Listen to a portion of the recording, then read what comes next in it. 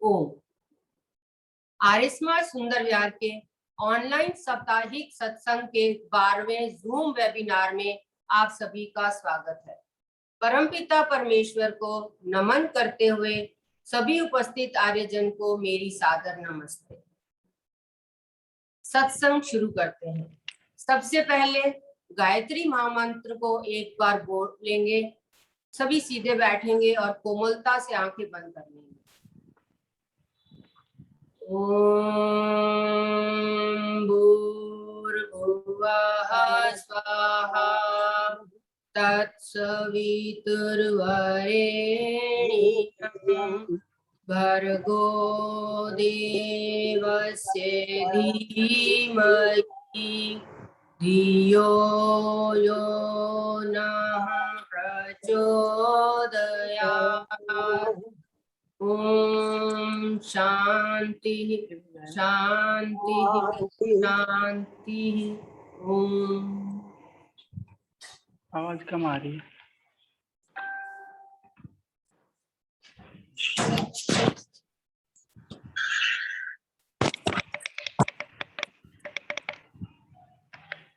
आजकल पवित्र श्रावण मास चल रहा है। इस पवित्र मास में विभिन्न स्थानों पर यज्ञ, हवन, श्रुति यानी वेद मंत्रों के गान, प्रवचन होते हैं। इसीलिए इसे श्रावण कहा गया है। हिंदू समाज में मान्यता है कि जो वेदों में शिव का नाम का वर्णन आया है वह उसी पर आधारित पौराणिक कथाओं का सृजन हुआ है, किंतु वेदों में शिव का वास्तविक स्वरूप अलग है। वेदों उपनिषदों में शिव परम ब्रह्म है। पुराणों में वर्णित शिव जी एक महान पुरुष थे। वे परम योगी, परम ईश्वर भक्त थे और प्रतिदिन ओम निराकार प्रभु की ही उपासना व जाप किया करते थे। कैलाशपति महाराज शिव जी वीतरागी राजा थे। कैलाश उनकी राजधानी थी। तिब्बत का पठार और हिमालय के वो शासक थे। हरिद्वार से उनकी सीमाएं प्रारंभ होती थी और वे बहुत ही लोकप्रिय राजा सिद्ध हुए हैं, क्योंकि उनके राज्य में प्रजा बहुत सुखी थी और प्रसन्न थी। उनकी केवल एक ही पत्नी थी, पार्वती, और वो भी राजा दक्ष की पुत्री थी। और वो भी उत्तराखंड में गौरी कुंड में तपस्या की करती थी। उन्होंने बहुत साल तक वहां तपस्या की और उनके केवल 2 ही पुत्र थे, गणपति और कार्तिकेय। वे राजा होते हुए भी शिव जी बहुत वैरागी थे और वो अपना सारा समय बहुत अपनी प्रजा के शासन के उपरांत तपस्या में ही लगाया करते थे। और हम लोग भी प्रतिदिन संध्या उपासना में बोलते हैं, मंत्रों को बोलते हैं, ओम नमः शंभवाय। ये जो हम सारे शब्द बोलते हैं ये एक ही परमात्मा के विशेषण रूप में ही प्रयुक्त हुए हैं। और भी मंत्रों में शिव जी का नाम आया है, लेकिन वो परम ब्रह्म है, क्योंकि वो भी प्रतिदिन वैदिक संध्या, यज्ञ और ओम की उपासना किया करते थे, यानी ओम का ही जाप और ध्यान किया करते थे। सो हम सबको भी यही करना चाहिए। ओम। गत सप्ताह की भांति इस सप्ताह भी हमारे शास्त्री जी, जिनके पिछले दिनों में जन्मदिन आए हैं, उनके लिए विशेष मंत्रों द्वारा आहुतियां देंगे और प्रार्थना कराएंगे। 3 अगस्त को, जो कि हमारी बड़ी बहन, हमारे आर्य समाज की सदस्य हैं, सुनीता मग्गो जी का जन्मदिन था। और 4 अगस्त को हमारी छोटी प्रिय बहन, जो आर्य समाज से हमेशा जुड़ी रहती हैं, नमिता सरदाना जी का जन्मदिन था। और 4 अगस्त को ही हमारे डिजिटल प्रोग्रामिंग वाले चीफ एडिटर मयंक आर्य का जन्मदिन था। और 6 अगस्त को हमारा छोटा छोटा प्यारा रिधव, जो कि सरला भाटिया जी का पोता है, उसका जन्मदिन था। और 8 अगस्त आज को ही हमारी आर्य समाज की ही छोटी बहन कनिका मग्गो का जन्मदिन है। आप भी उन सब के लिए आशीर्वचन और शुभकामनाएं दीजिए। अब मेरी विनम्र निवेदन है हमारे आर्य समाज के शास्त्री जी श्री प्रमोद जी, कौशल जी और अतुल जी से कि वो आर्य समाज की यज्ञशाला से पहले वैदिक संध्या और फिर अग्निहोत्र कराएंगे। शास्त्री जी शुरू कीजिए।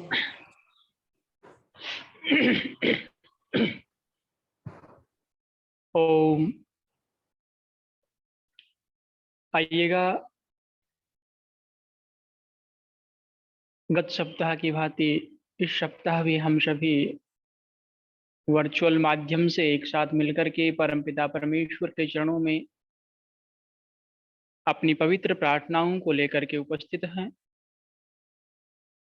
सर्वप्रथम हम सभी मिलकर के परमेश्वर के मुख्य व निज नाम ओम का 3 बार उच्चारण करते हुए आज की इस याजी क्रिया का आरंभ करेंगे।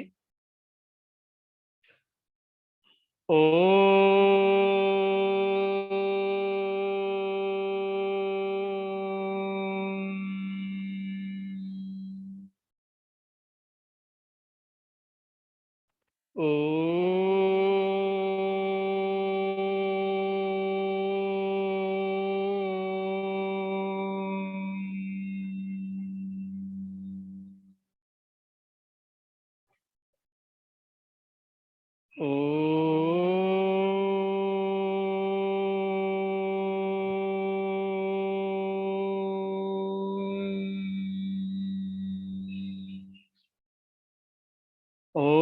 भूर्भुवः स्वः तत्सवितुर्वरेण्यं भर्गो देवस्य धीमहि धियो यो नः प्रचोदयात्। ओम भूर्भुवः स्वः तत्सवितुर्वरेण्यं भर्गो देवस्य धीमहि धियो यो नः प्रचोदयात्। ओम भूर्भुवः स्वः तत्सवितुर्वरेण्यं भर्गो देवस्य धीमहि धियो यो नः प्रचोदयात्। वातावरण को यज्ञ में बनाने के लिए गायत्री महामंत्र का गान।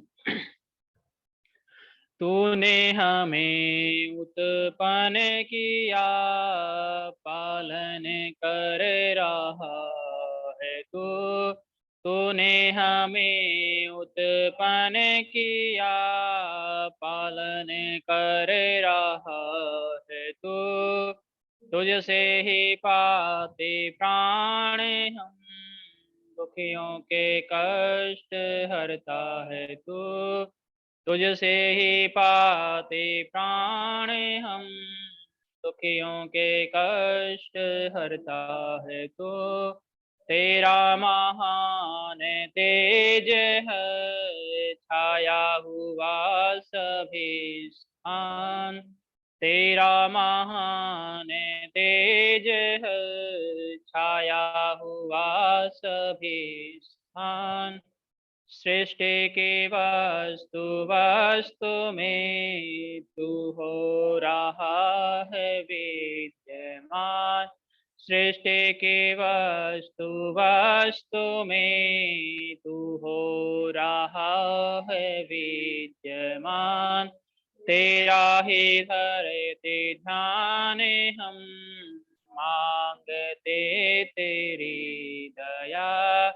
तेरा ही धरते ध्यान हम, मांगते तेरी दया। ईश्वर हमारी बुद्धि को श्रेष्ठ मार्ग पर चला, भगवान हमारी बुद्धि को श्रेष्ठ मार्ग पर चला। ओम भूर्भुवः स्वः तत्सवितुर्वरेण्यं भर्गो देवस्य धीमहि धियो यो नः प्रचोदयात्।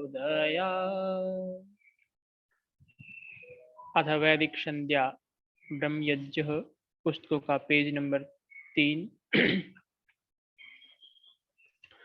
ॐ भूर्भुवः स्वः तत्सवितुर्वरेण्यं भर्गो देवस्य धीमहि धियो यो नः प्रचोदयात्। ॐ सन्नो देवीरभिष्टय आपो भवन्तु पेतये संयोरभिस्रवन्तु न। ॐ वाक् वाक् ॐ प्राणः प्राण ॐ चक्षुश्चक्षु ॐ श्रोत्रं श्रोत्रम् ॐ नाभिः ॐ हृदयम् ॐ कण्ठः ॐ शिरः ॐ बाहुभ्यां यशोबलम् ॐ करतलकरपृष्ठे ॐ भूपुनातु शिरसि ॐ भुवः पुनातु नेत्रयो ॐ स्वः पुनातु कण्ठे ॐ महापुनातु हृदये ॐ जनः पुनातु नाभ्याम् ॐ तपः पुनातु पादयो ॐ सत्यं पुनातु पुनः शिरसि ॐ खं ब्रह्म पुनातु सर्वत्र ॐ भुव ॐ स्व ॐ मह ॐ जन ॐ तपः ॐ सत्यम् ॐ ऋतं च सत्यं चाभिधातपसो ध्वजायत ततो रात्र जायत ततः समुद्रो अर्णवः ॐ समुद्रादर्णवादधि संवत्सरो अजायत अहोरात्राणि विदध विश्वस्य मिषतो वशे ॐ सूर्याचन्द्रमसौ धाता यथा पूर्वमकल्पयत् दिवं च पृथिवीं चान्तरिक्षमथो स्वः ॐ शन्नो देवीरभिष्टय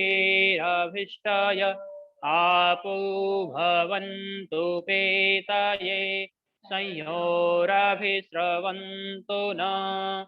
ॐ प्राचेदिरधिपतिरशितो रक्षितादित्या ईशवः तेभ्यो नमोऽधिपतिभ्यो नमो रक्षितृभ्यो नमः ईशुभ्यो नमः एभ्यो अस्तु यो अस्मान् द्वेष्टियं वै द्विस्मस्तं भुजम्भे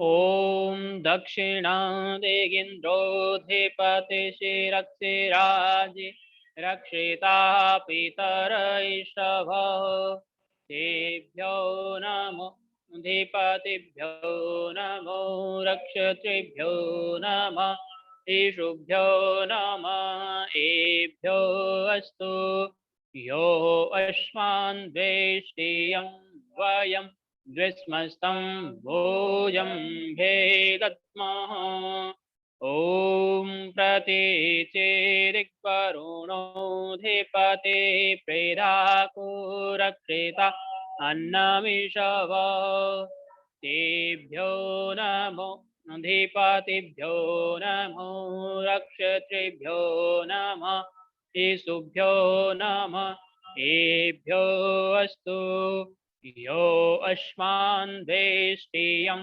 वयं द्विस्मस्तं भोजम्भे दद्मः ॐ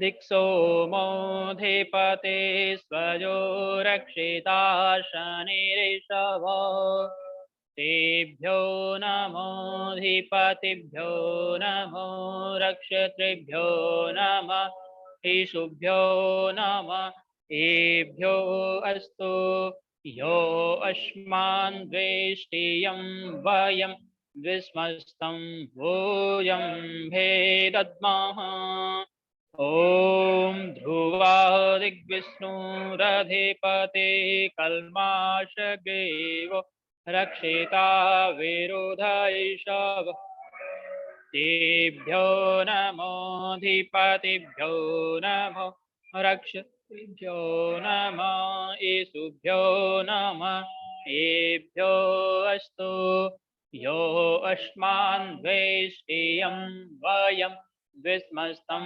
भोजं भेदत्मः ॐ ऊर्ध्वदिग्बृहस्पतिरधिपते स्वित्रो रक्षिता वर्षमिषवः येभ्यो नमोऽधिपतिभ्यो नमो रक्षत्रिभ्यो नमः ईशुभ्यो नमः एभ्यो अस्तु यो अस्मान् द्वेष्टियं वयं द्विस्मस्तं भोजं भेदत्मः ॐ उद्भयन्तामसस्परिस्वः पश्यन्त उत्तर देवं देवत्रा सूर्यमग्म ज्योतिरुत्तमम् ॐ उदुत्यं जातवेदसं देवं वहन्ति केतव दृशे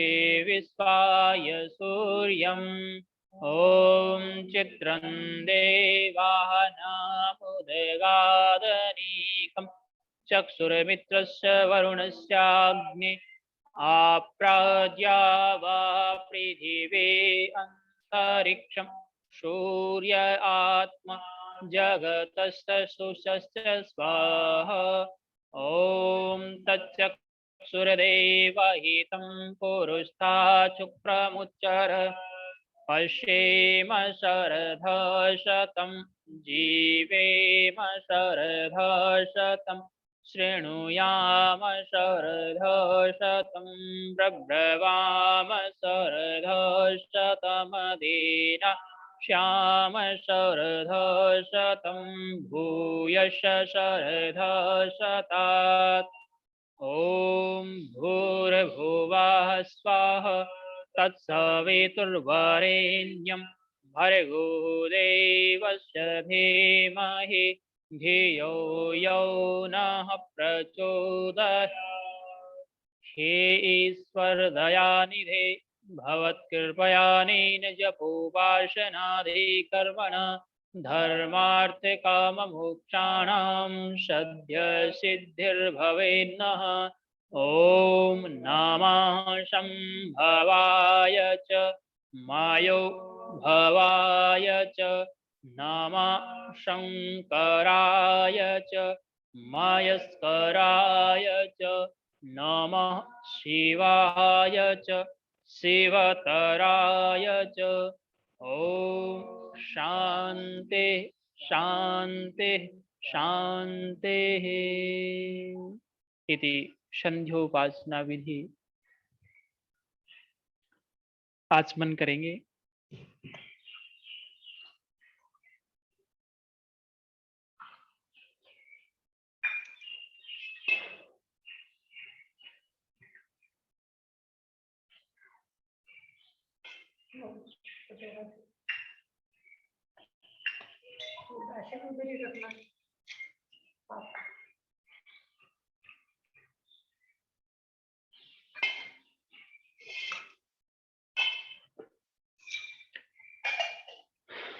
आचमन करेंगे।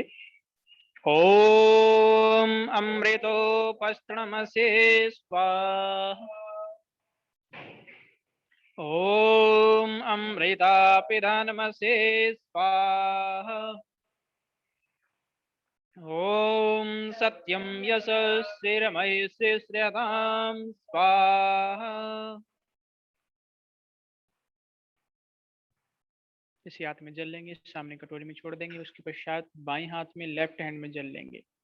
दाहिने हाथ के बीच की 2 उंगलियां अनामिका और मध्यमा की सहायता से अंगों का स्पर्श करेंगे। ओम वांगमे आस्यस्तु, ओम नसोरमे प्राणो अस्तु, ओम अक्ष्णोरमे चक्षुरस्तु, ॐ कर्णयोरमे श्रोत्रमस्तु। ॐ बाहुरमे बलमस्तु। ॐ उर्भुरमे ओजो अस्तु। ॐ अरिष्टानि मे अङ्गानि तनुस्तन्वा मे सन्तुः। पुस्तकों का पेज नंबर 13 पेज नंबर। अथ ईश्वर स्तुति प्रार्थना उपासना मंत्र।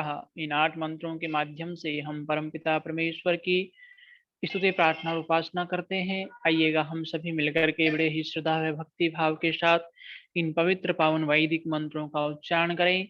साथ में इनका हिंदी में जो कविता के रूप में भावार्थ दिया हुआ है उसका भी हम साथ स्वरगान करते हुए चलेंगे।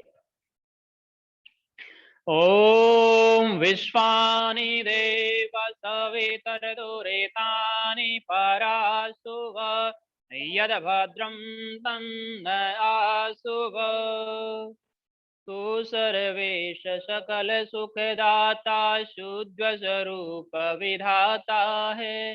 उसके कष्ट नष्ट हो जाते शरण तेरे जो आता है।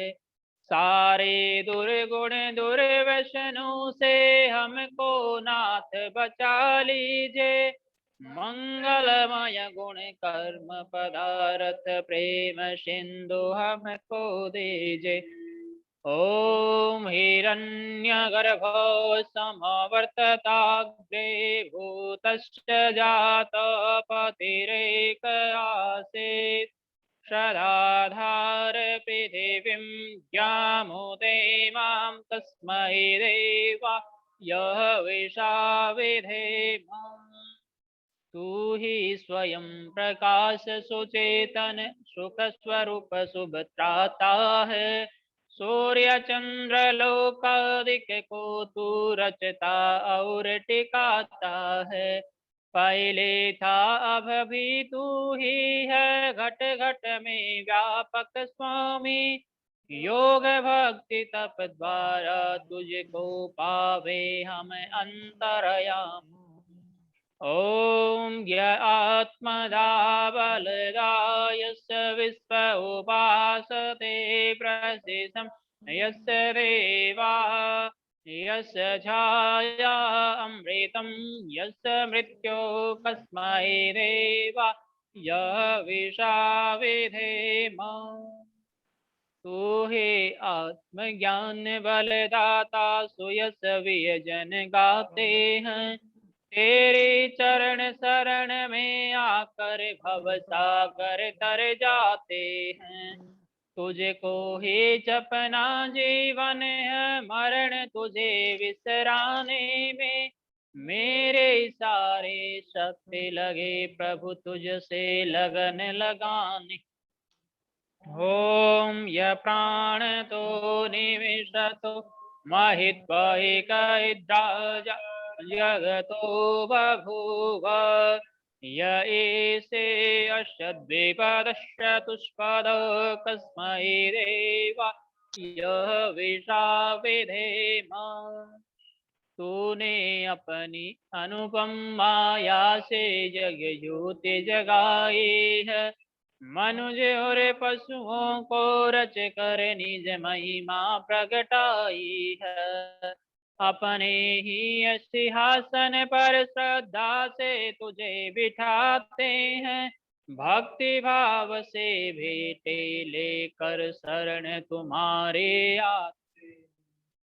ॐ येन जोरुग्गा पृथिवी च दृढा येन स्वस्थभितं येन नाक यो अन्तरिक्षे रजसो विमान कस्मै देवाय विशाविधेम। तारे रवि चंद्रादि बना कर निज प्रकाश चमकाया है। धरणी को धारण कर तूने कौशल अलक लखाया है। तू ही विश्व विधाता पोषक तेरा ही हम ध्यान धरे। शुद्ध भाव से भगवन तेरे भजनामृत का पान करे। ॐ प्रजापतेन त्वदेतानन्यो विश्वा जातानि परिता बभूव यत्कामास्ते जुमस्तन्नो अस्तु वयं श्यामपतयोरयिना तुझसे बड़ा न कोई जग में, सब में तू ही समाया है। जड़ चेतन सब तेरे रचना, तुझ में आश्रय पाया है। हे सर्वोपरि विभो विश्व का, तूने साज सजाया है। धन दौलत भरपूर दीजिए, यही भक्त को भाया। ॐ सनो बन्धुर्जनिता सविधाता दामानि वेद भुवनानि विश्वा यत्र देवा अमृतमानशाना स्थितये धामन्यधैर्ययन्त। तू गुरुः प्रजेष्वितुः पाप पुण्य फलदाता है। तू ही सखा बंधु मम, तू ही तुझसे ही सब नाता है। भक्तों को इस भव बंधन से तू ही मुक्त कराता है। तू है अद्वैत महाप्रभु, सर्वकाल का ज्ञाता। ॐ अग्नेन यसुपधाराये अस्मान् विश्वानि देववयुनानि विद्वान् यो योऽध्यस्वजुराणमेनो भूयिष्ठान्ते नम उक्तिं विधेम। तू है स्वयं प्रकाश रूप प्रभु, सबका सृजनहार तू है। रसना निश दिन रटे तुम्ही को, मन में बसता सदा तुहे। कुटिल पाप से हमें बचाते रहना, हरदम दया निधान। अपने भक्त जनों को भगवान दीजे, यही विशद वरदान। इति ईश्वर स्तुते प्रार्थना उपासना मंत्र। पुस्तकों का पेज नंबर 28 पेज नंबर निकाल लेंगे। दीप को प्रज्वलित करेंगे।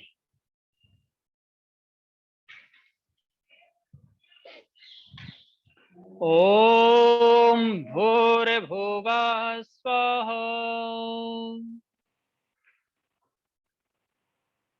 ओम भूर्भुवः स्वजोरेव भूम्ना पृथिवीव वरिम्ना तस्यास्ते पृथिवी देव यजनी पृष्ठे अग्निमन्नादमन्याद्यायाददे। ओम उद्भुज्य स्वायग्नि प्रतिजाग्भिः त्वमिष्ठापूरते संसृजेथामयं च अस्मिन् सदस्ते अजूतरस्मिन् विश्वे देवा यजमानस्य सेदत। समिधा दान के मंत्र। ओम अयंत इद्म आत्मा जात वेदस्ते निजस्वरदस्व चेद्धवर्धय सास्मान् प्रजया पशुभिर्ब्रह्म वर्चसे नान्नाद्येन समेधय स्वाहा इदमग्नये जातवेदसे तन्नमः। दूसरी संविधा लीजिएगा। ओम समिधा यज्ञं द्युवशतघृतैर्बोधयता तिथिम् अस्मिन् हव्याजुहोतन। ओम सुसमिधाय शोचिषे घृतं तीव्रं जुहोतन अग्नये जातवेदसे स्वाहा इदमग्नये जातवेदसे तन्नमः। तीसरी संविधा लेंगे। ओम तन्त्वा समिद्भिरङ्गिरो भेदेन वर्धयामसि बृहचोचाय विष्ठय स्वाहा इदमग्नये अङ्गिरसे तन्नमः। आने वाला जो मंत्र है, इस एक ही मंत्र का हम 5 बार उच्चारण करते हुए घी से आहुतियों को समर्पित करेंगे।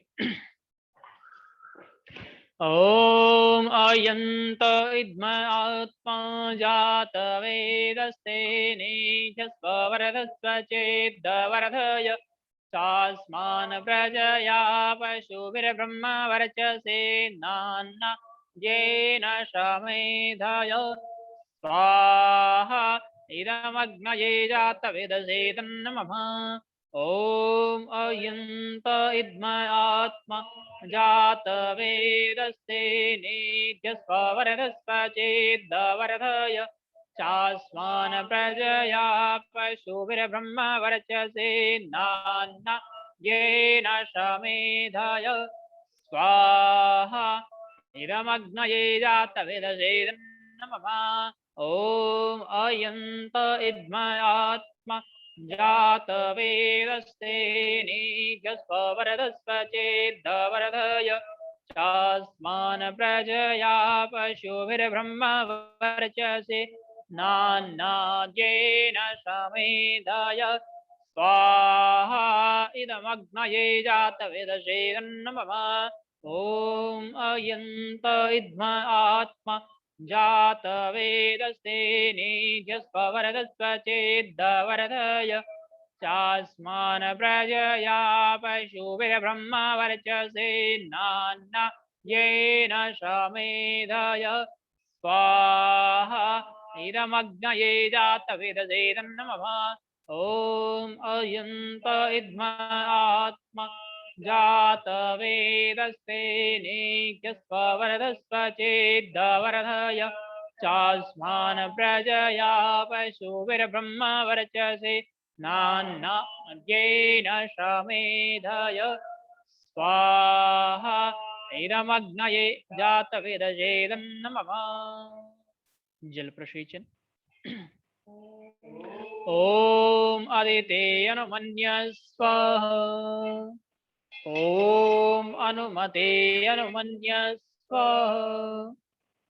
ओम सरस्वते अनुमन्य स्वाहा। ओम देव सविता प्रसूवयजं प्रसूवयजपतिं भगाय दिव्यो गन्धर्वकेतपुकेतं न पुनातु वाचस्पतिर्वाचं न स्वदतु।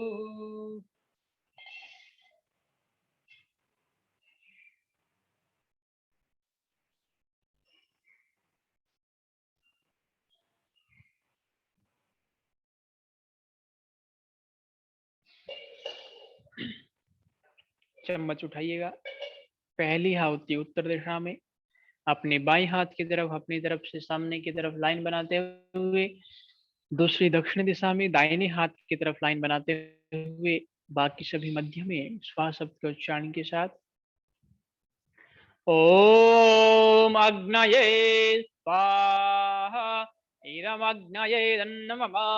ओम सोमाय स्वाहा इदं सोमाय तन्नमः। ओम प्रजापतये स्वाहा इदं प्रजापतये तन्नमः। ओम इंद्राय स्वाहा इदं इंद्राय तन्नमः। ओम सूर्यो ज्योते ज्योते सूर्य स्वाहा।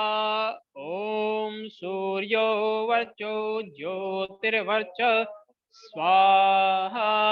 ओम ज्योते सूर्य सूर्यो ज्योते स्वाहा। ओम सजुर्देवेन सवित्रा सयुरुषसेन्द्रवत्याजुषाण सूर्य वेतो स्वाहा। ओम भूरग्नये प्राणाय स्वाहा इदमग्नये प्राणाय तन्नमः। ओम भूर्वायवे अपानाय स्वाहा इदं वायवे अपानाय तन्नमः। ओम स्वादित्याय ज्ञानाय स्वाहा इदमादित्याय ज्ञानाय तन्नमः। ॐ भूर्भुवः स्वरग्निवायवादित्येभ्य प्राणापानव्यानेभ्यः स्वाहा। इदमग्निवायवादितेभ्यः प्राणापानव्यानेभ्यः इदं नमः। ॐ आपो ज्योतिरसो अमृतं ब्रह्म भूर्भुवः स्वरों स्वाहा। ॐ यां मेधां देवगणा पितरश्च उपासते तया मेधया अग्निमेधाविनं कुरु स्वाहा। ॐ विश्वानि देव सवितर्दुरितानि परासुव यद्भद्रं तन्न आसुव स्वाहा। ॐ अग्नेनाय सुपधाराय अस्मान् विश्वानि देववयुनानि विद्वान् युयोजस्मजोराणमेनो भूयिष्ठान्ते नम उक्तिं विधेम। ॐ अग्निज्योतिर्ज्योतिरग्नि स्वाहा। ॐ अग्निर्वर्चो ज्योतिर्वर्च स्वाहा। ॐ स्वाहा। ॐ सजुर्देवेन सवित्रा सजुरात्रेन्द्रवत्याजुषाणो अग्निर्वेतो स्वाहा। ॐ भूरग्नये प्राणाय स्वाहा। ॐ भूर्वायवे अपानाय स्वाहा। ॐ स्वादित्याय व्यानाय स्वाहा।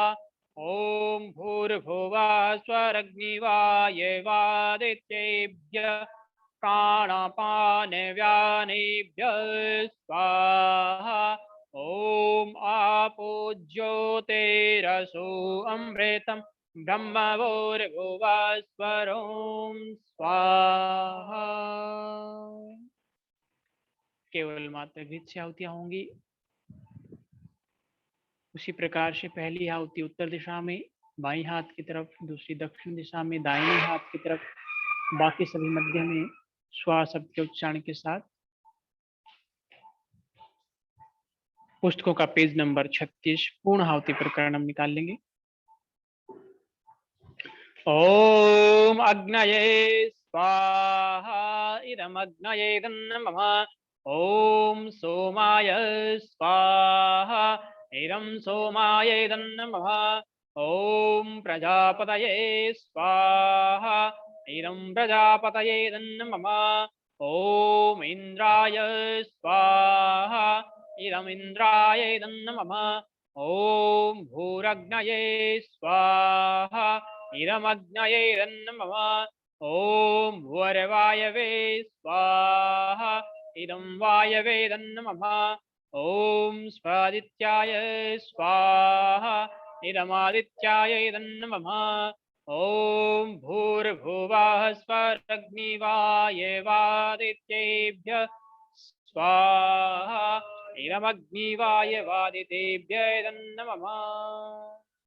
एक आहुति मिष्ठान से समर्पित करेंगे। ओम यदस्य कर्मण अच्चरेरितं यद्वान्यो न मेहा करम् अग्नितस्विष्टकृतविद्या सर्वं स्विष्टं सुहूतं करोतु मे।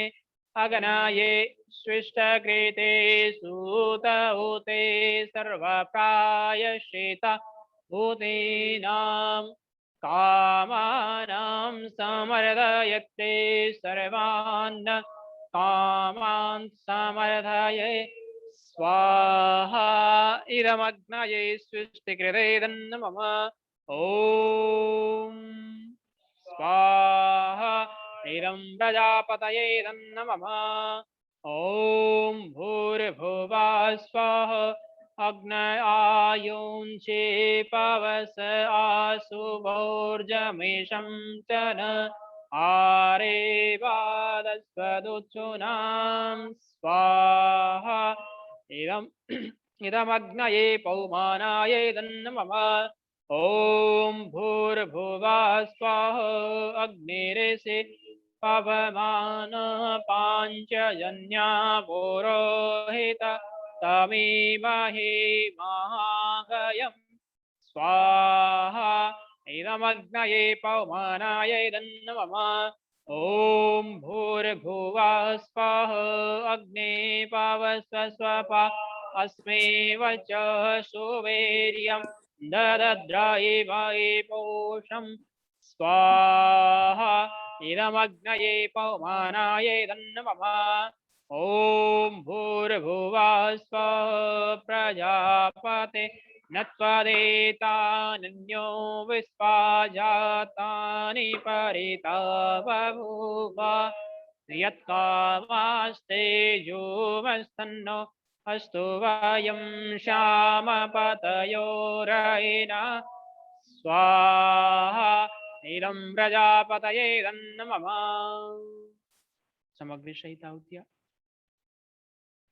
ॐ त्वं नो अग्ने वरुणस्य विद्वान् देवस्य हेडो अवयासि शिष्टा यजिष्ठो वह्नितमसो शुचानो विश्वाद्वेषांसि प्रमुद्य स्म स्वाहा। इदमग्नि वरुणाभ्यामिदन्नमः। ॐ सत्वं नो अग्ने अवमो भवोते नेदिष्टो अस्या उषसो वायुष्ठो अवयक्ष्वनो वरुणं वराणो वेहे वेडेकं शुहवो न एधे स्वाहा। इदमग्निवरुणाभ्यामिदन्नमः। ॐ इमं मे वरुणश्रुधे अवमद्या च मृडय कामवसुरा च के स्वाहा। इदं वरुणाय दन्नमः। ॐ तत्पायामि ब्रह्मणा वन्दमानस्तदा शास्ते यजमानो हविर्भि आहेडमानो वरुणे भूत्युरुसं समान आयु प्रमोषे स्वाहा। इदं वरुणाय दन्नमः।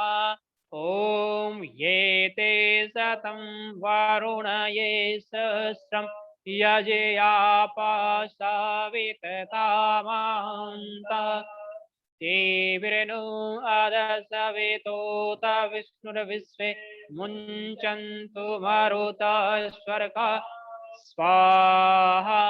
इदं वरुणाय सवित्रे विष्णवे विश्वेभ्यो देवेभ्यो मृत्केभ्यः स्वर्गेभ्यः दन्नमः।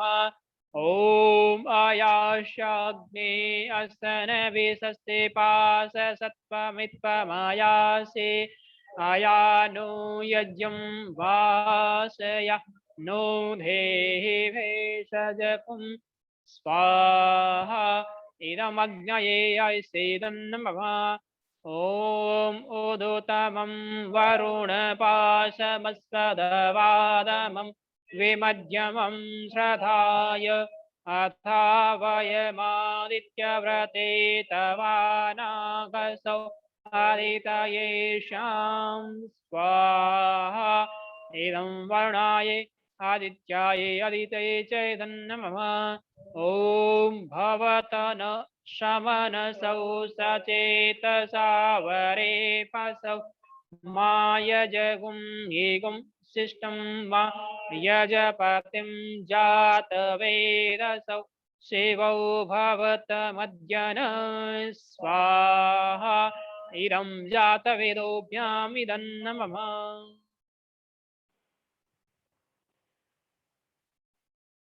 आज की इस प्रातःकालीन सुंदर वेला में संसार के सर्वश्रेष्ठ कर्म यज्ञ कर्म के माध्यम से गत सप्ताह की भांति इस सप्ताह भी जिन जिन के जन्मदिन आए हैं उन सब के लिए हम कुछ विशेष वैदिक मंत्रों से आहुतियों को समर्पित करेंगे। आप सभी उसी प्रकार से मंत्र के अंत में श्वास शब्द का उच्चारण करते हुए अपनी अपनी आहुतियों को समर्पित कीजिएगा।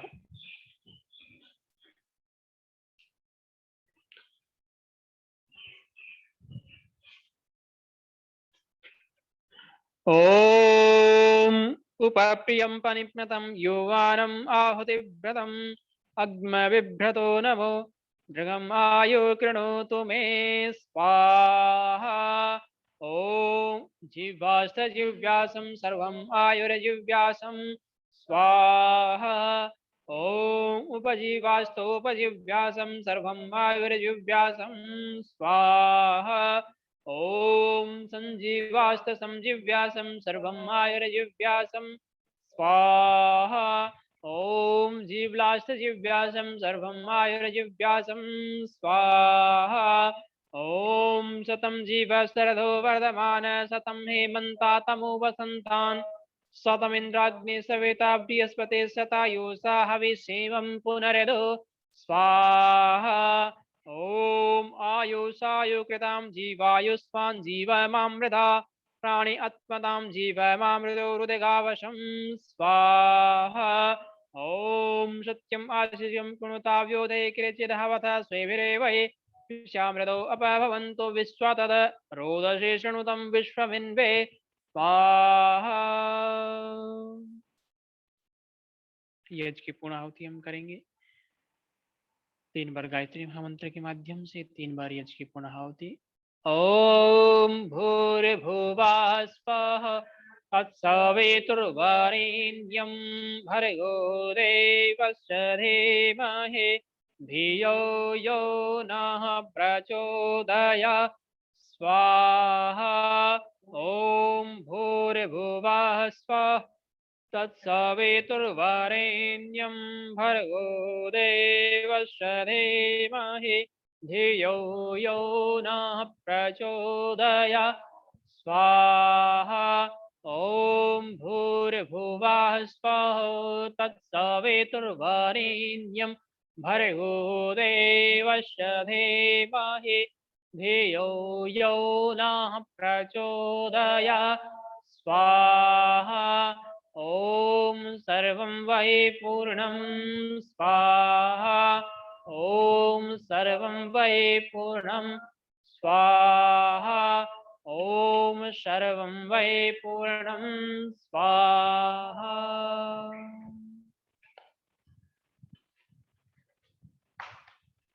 दोनों हाथों को यजकुंड की तरफ कर लेंगे सभी।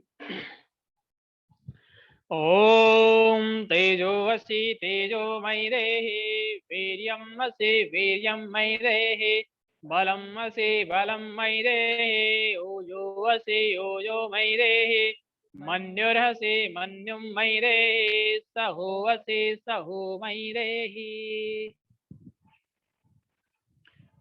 पुस्तकों का पेज नंबर 46 46 पेज नंबर यज्ञ प्रार्थना सभी मिलकर के सास्वर गान करेंगे। पूजनीय प्रभु हमारे भाव उज्ज्वल कीजिए, छोड़ देवे छल कपट को मानसिक बल दीजिए। वेद के बोले ऋचाए सत्य को धारण करे, हर्ष में हो मग्न सारे शोक सागर से तरे। अश्वमेधादि करि जाए यज्ञ परे उपकार को, धर्म मर्यादा चलाकर लाभ दे संसारे को। नित्य श्रद्धा भक्ति से यज्ञादि हम करते रहे, रोग पीड़ित विश्व के संताप सब हरते। भावना मिट जाए मन से पाप अत्याचार के, कामनाएं पूर्ण होवे यज्ञ से नर नार की। लाभकारी हो हवन हरे जीवधारी के लिए वायु जल सर्वत्र हो शुभ गंध को धारण किए। स्वार्थ भाव मिटे हमारा प्रेम पथ विस्तारे हो। हिरण्यम में का सार्थक प्रत्येक में व्यवहारे हो। हाथ जोड़ झुकाए मस्तक वंदना हम कर रहे। नाथ करुणा रूप करुणा आपकी सब पूजनीय प्रभु हमारे भाव उज्ज्वल कीजिए। छोड़ देवे छल कपट को मानसिक बल दीजिए। प्रभु आत्मिक बल दीजिए। भवन्तु सुखिनः सर्वे सन्तु निरामया। सर्वे भद्राणि पश्यन्तु मा कश्चित् दुःखभाग् भवेत्। सबका भला करो भगवान, सब पर दया करो भगवान, सब पर कृपा करो भगवान। सबका सब विधि हो कल्याण। सबको दो सद्बुद्धि का दान, सबकी आत्मा हो बलवान। हे ईश सब सुखी हो, कोई न हो दुखारे। सब हो निरोग भगवन, धन धान्य के भंडारे। सब भद्र भाव देखे, सन्मार्ग के पथिक हो। दुखिया न कोई होवे, श्रेष्ठ में प्राण धारे। हे सब सुखे हो, कोई न हो दुखारे। सब हो निरोग भगवन, धन धान्य के भंडारे। सभी हाथ जोड़ लेंगे, आंखों को बंद कर लेंगे। परमपिता परमेश्वर के चरणों में प्रार्थना।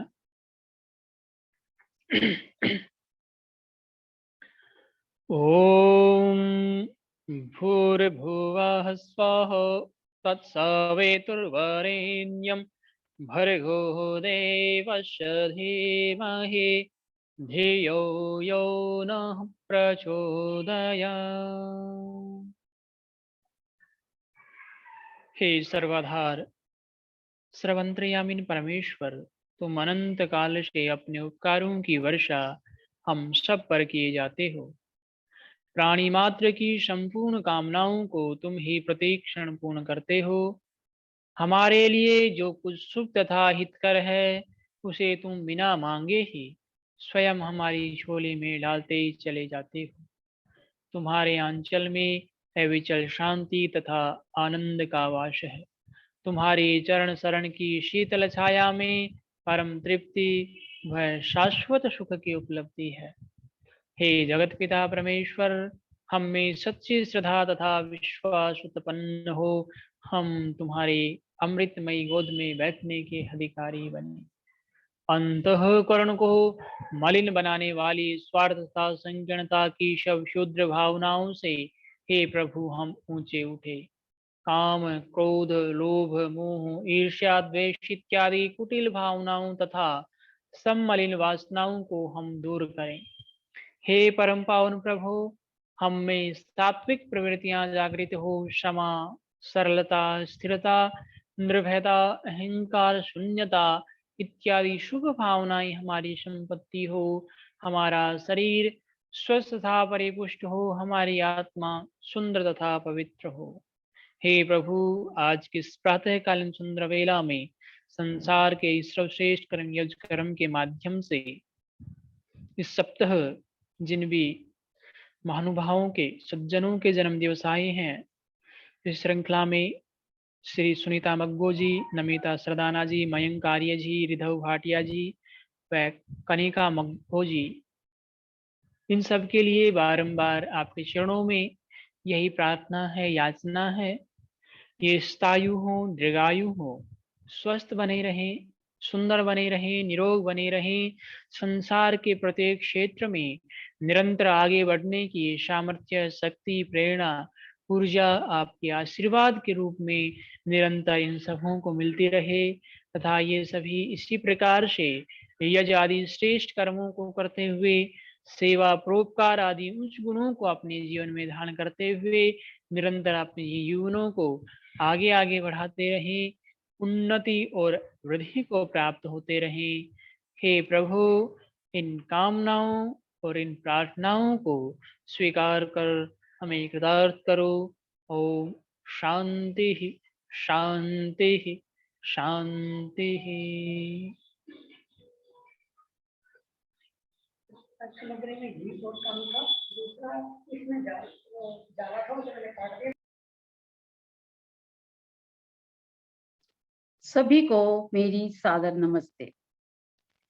आज का ऑनलाइन आर्य समाज की यज्ञशाला से शास्त्री जी द्वारा बहुत ही श्रद्धा भाव से किया गया हवन सभी को आनंदित करने वाला है। यज्ञ संसार का श्रेष्ठतम कर्म है।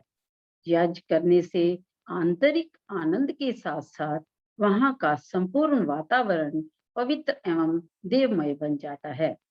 अग्नि पवित्र है और जहाँ यज्ञ होता है वहां पर सभी मनुष्यों को दुख, दरिद्र और कष्टों से छुटकारा भी मिलता है। आज के हवन यज्ञ के लिए शास्त्री प्रमोद कुमार जी का और शास्त्री कौशल कुमार जी का बहुत बहुत धन्यवाद। आज का हमारा भजन हमारी विदुषी एवं दानी एवं बड़ी बहनों की तरह स्नेह करने वाली बहन श्रीमती इंदु मलिक जी द्वारा प्रभु भक्ति का बहुत ही प्यारा भजन होगा। इस भजन के बोल हैं, इस नर्तन चोले को पाकर जीवन बर्बाद ना कर, प्रभु से डर, प्रभु से डर। आप बहन श्री इंदु मलिक जी से अनुरोध है कि वे अपना भजन शुरू करें और अपना फोन अनम्यूट कर लीजिए।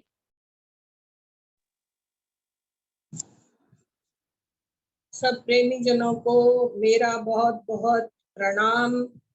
आशा है आप सब ठीक ठाक होंगे, स्वस्थ रह रहे होंगे। मैं प्रभु भक्ति के लिए और गृहस्थ जीवन में अपना जीवन यापन करने के लिए एक छोटा सा भजन आपके सामने प्रस्तुत कर रही हूँ।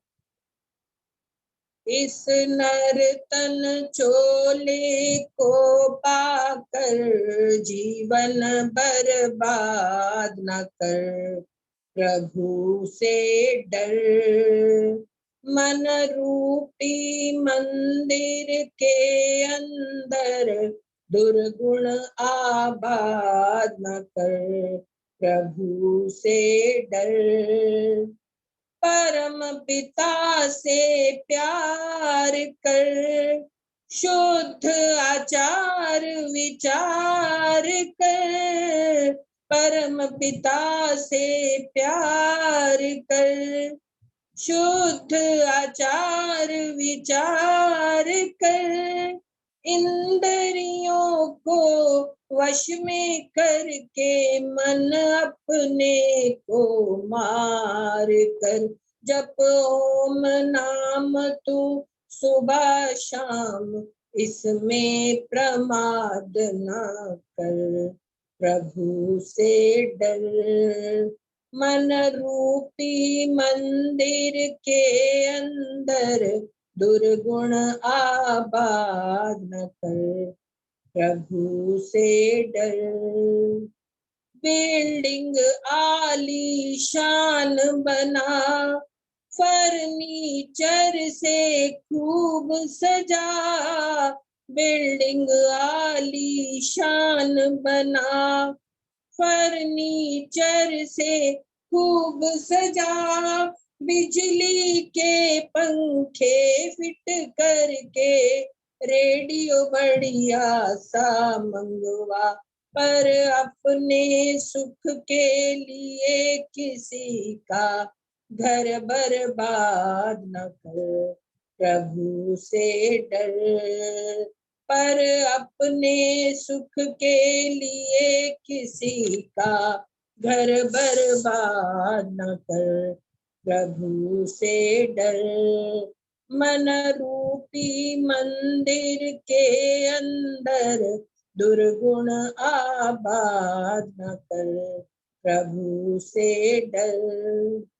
यदि हो नौकर सरकारी, भूमिपति या व्यापारी, यदि हो नौकर सरकारी, भूमिपति या व्यापारी, मास्टर डॉक्टर बैरिस्टर हो या नेता खद्दरधारी, दुनिया में आकर के बंदे कोई अपराध न कर, प्रभु से डर। मन रूपी मंदिर के अंदर दुर्गुण आबाद न कर, प्रभु से डर।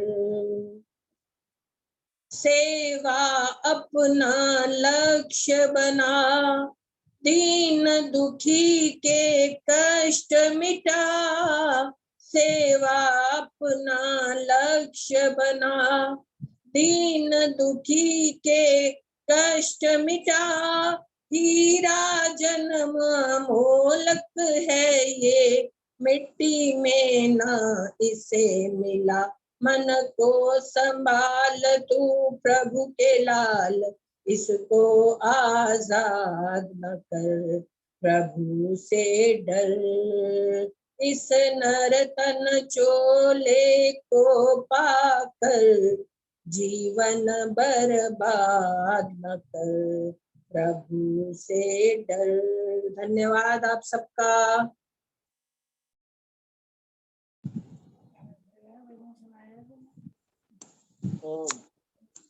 सबको सादर नमस्ते।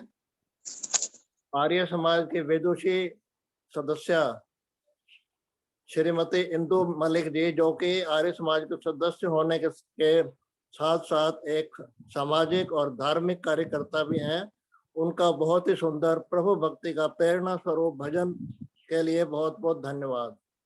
उनके इस भजन के साथ ही परमपिता परमात्मा की असीम कृपा से यज्ञ के ब्रह्मा श्री प्रमोद कुमार व उनके सहयोगी श्री कौशल कुमार जी के कुशल निर्देशन से और आप सबके सहयोग से आज के कार्यक्रम का पहला भाग, जो कि यज्ञ हवन और भजन का था, सफलता पूर्वक संपन्न हुआ। उसके लिए आप सब बधाई के पात्र हैं।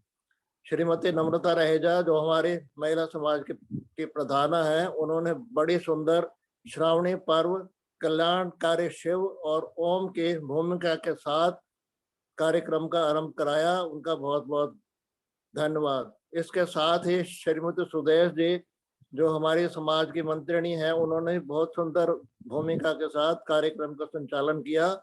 उनका भी बहुत बहुत धन्यवाद।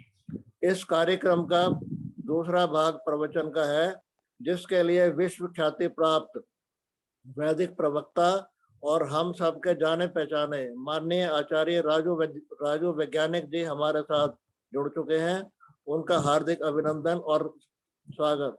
आचार्य जी के महर्षि दयानंद में बहुत ही गहरी श्रद्धा है और जैसा महर्षि जी चाहते थे वैसे ही उत्तम उपदेशक भी हैं। हम सब आपके उद्बोधन को बड़ी श्रद्धा और चाव से सुनते हैं। आपने हमारे अनुरोध को स्वीकार किया। आपसे निवेदन है कि अगले 35-40 मिनट तक अपना उद्बोधन दें। माननीय आचार्य राजू वैज्ञानिक जी। ओम। हम एक बार गायत्री मंत्र का पाठ करते हैं। ओ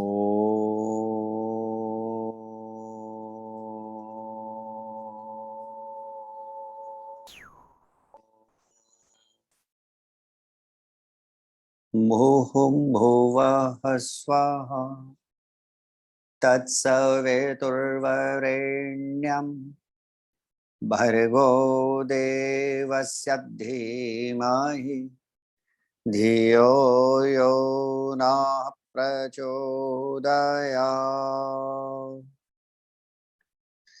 ॐ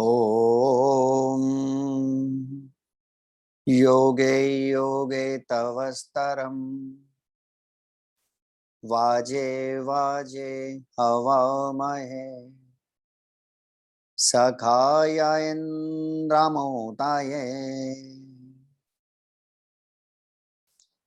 सहनाववतु सहनौ भुनक्तु सह वीर्यं करवावहै तेजस्विनावधीतमस्तु मा विद्विषावहै। शांत शांत शांति।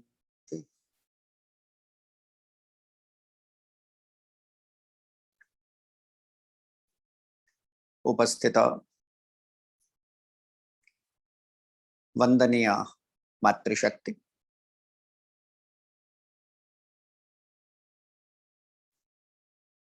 आर्य समाज सुंदर विहार के समस्त प्रतिष्ठित पदाधिकारी वृंद, धर्माभिलाषी पुरुषों, नन्हे प्यारे बच्चों, पवित्र आत्मा, परमेश्वर की असीम कृपा है। रविवासरीय सत्संग के उपलक्ष्य में हम सब एकत्रित हैं। मुझसे पूर्व विश्व का सर्वोत्तम कर्म पश्चात नरतन को बर्बाद न कर एक सुंदर गीत का आपने आनंद लिया। मैं भी आपके सामने समय के निश्चित अवधि में कुछ कहने का प्रयत्न करूंगा। ऋषियों की मान्यता है कि मनुष्य संसार में दो कारणों से आता है। इन दो कारणों को सिद्ध करने के लिए अथवा दो प्रयोजनों की प्राप्ति के लिए मनुष्य संसार में आता है। और वे दो प्रयोजन कौन से हैं जिनको सिद्ध करने के लिए मनुष्य संसार के भीतर आता है? ऋषियों ने कहा सबसे पहला प्रयोजन है दुखों से पूर्णतः छूट जाना।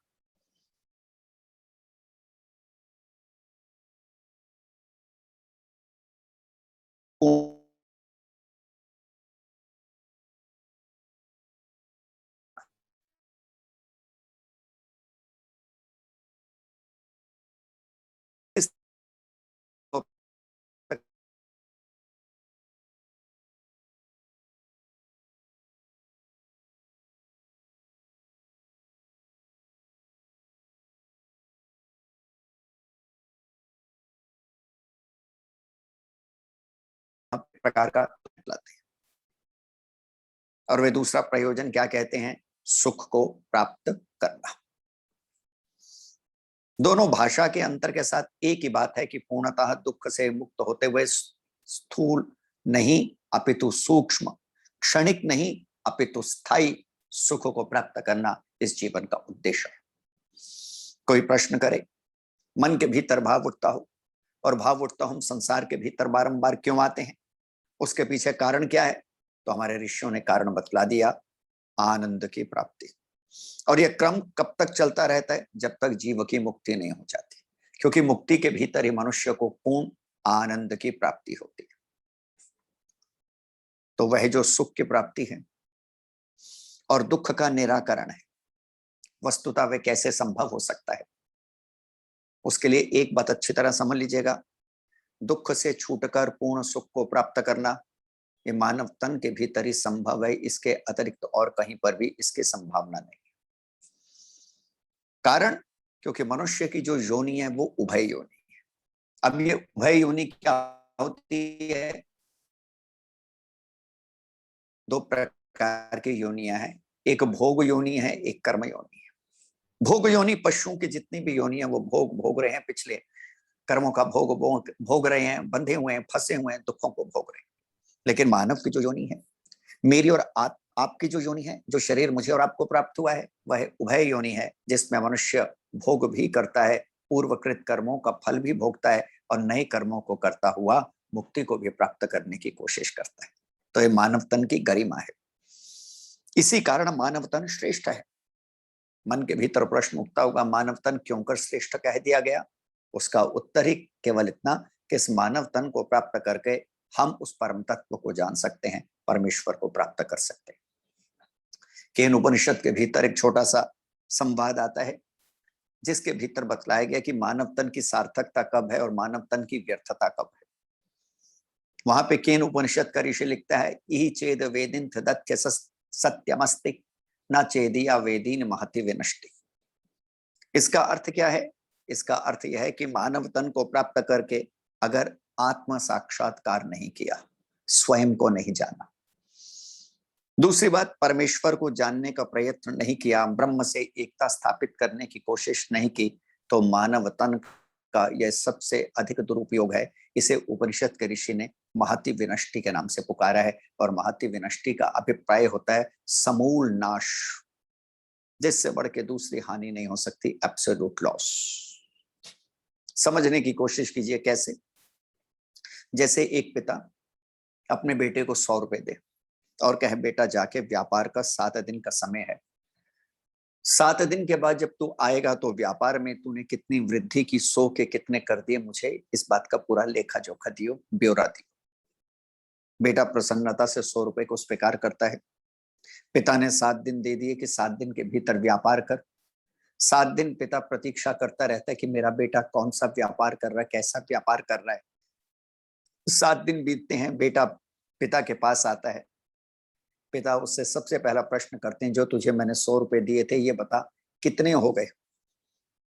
और बेटा अगर उत्तर देता है कि पिताजी ने आपने जो 100 रुपए दिए थे वो तो बिल्कुल नगण्य हो गए, शून्य हो गए, ना के बराबर हो गए। मैंने व्यापार करने की कोशिश तो की, लेकिन व्यापार करने में मुझे लाभ नहीं हुआ, हानि हो गई। अपितु 1 पैसा बचाने की बजाय तो छोड़िए, मैंने 100 के 100 का नाश कर दिया। तो इसे शास्त्रीय भाषा में कहते हैं महति विनष्टि, एब्सोल्यूट लॉस। ठीक इसी प्रकार कल्पना करके देखिए, 100 वर्ष की कम से कम आयु परमेश्वर ने मुझे और आपको दी है। आयुर्वेद तो 116 वर्ष की आयु को स्वीकार करता है, कम से कम।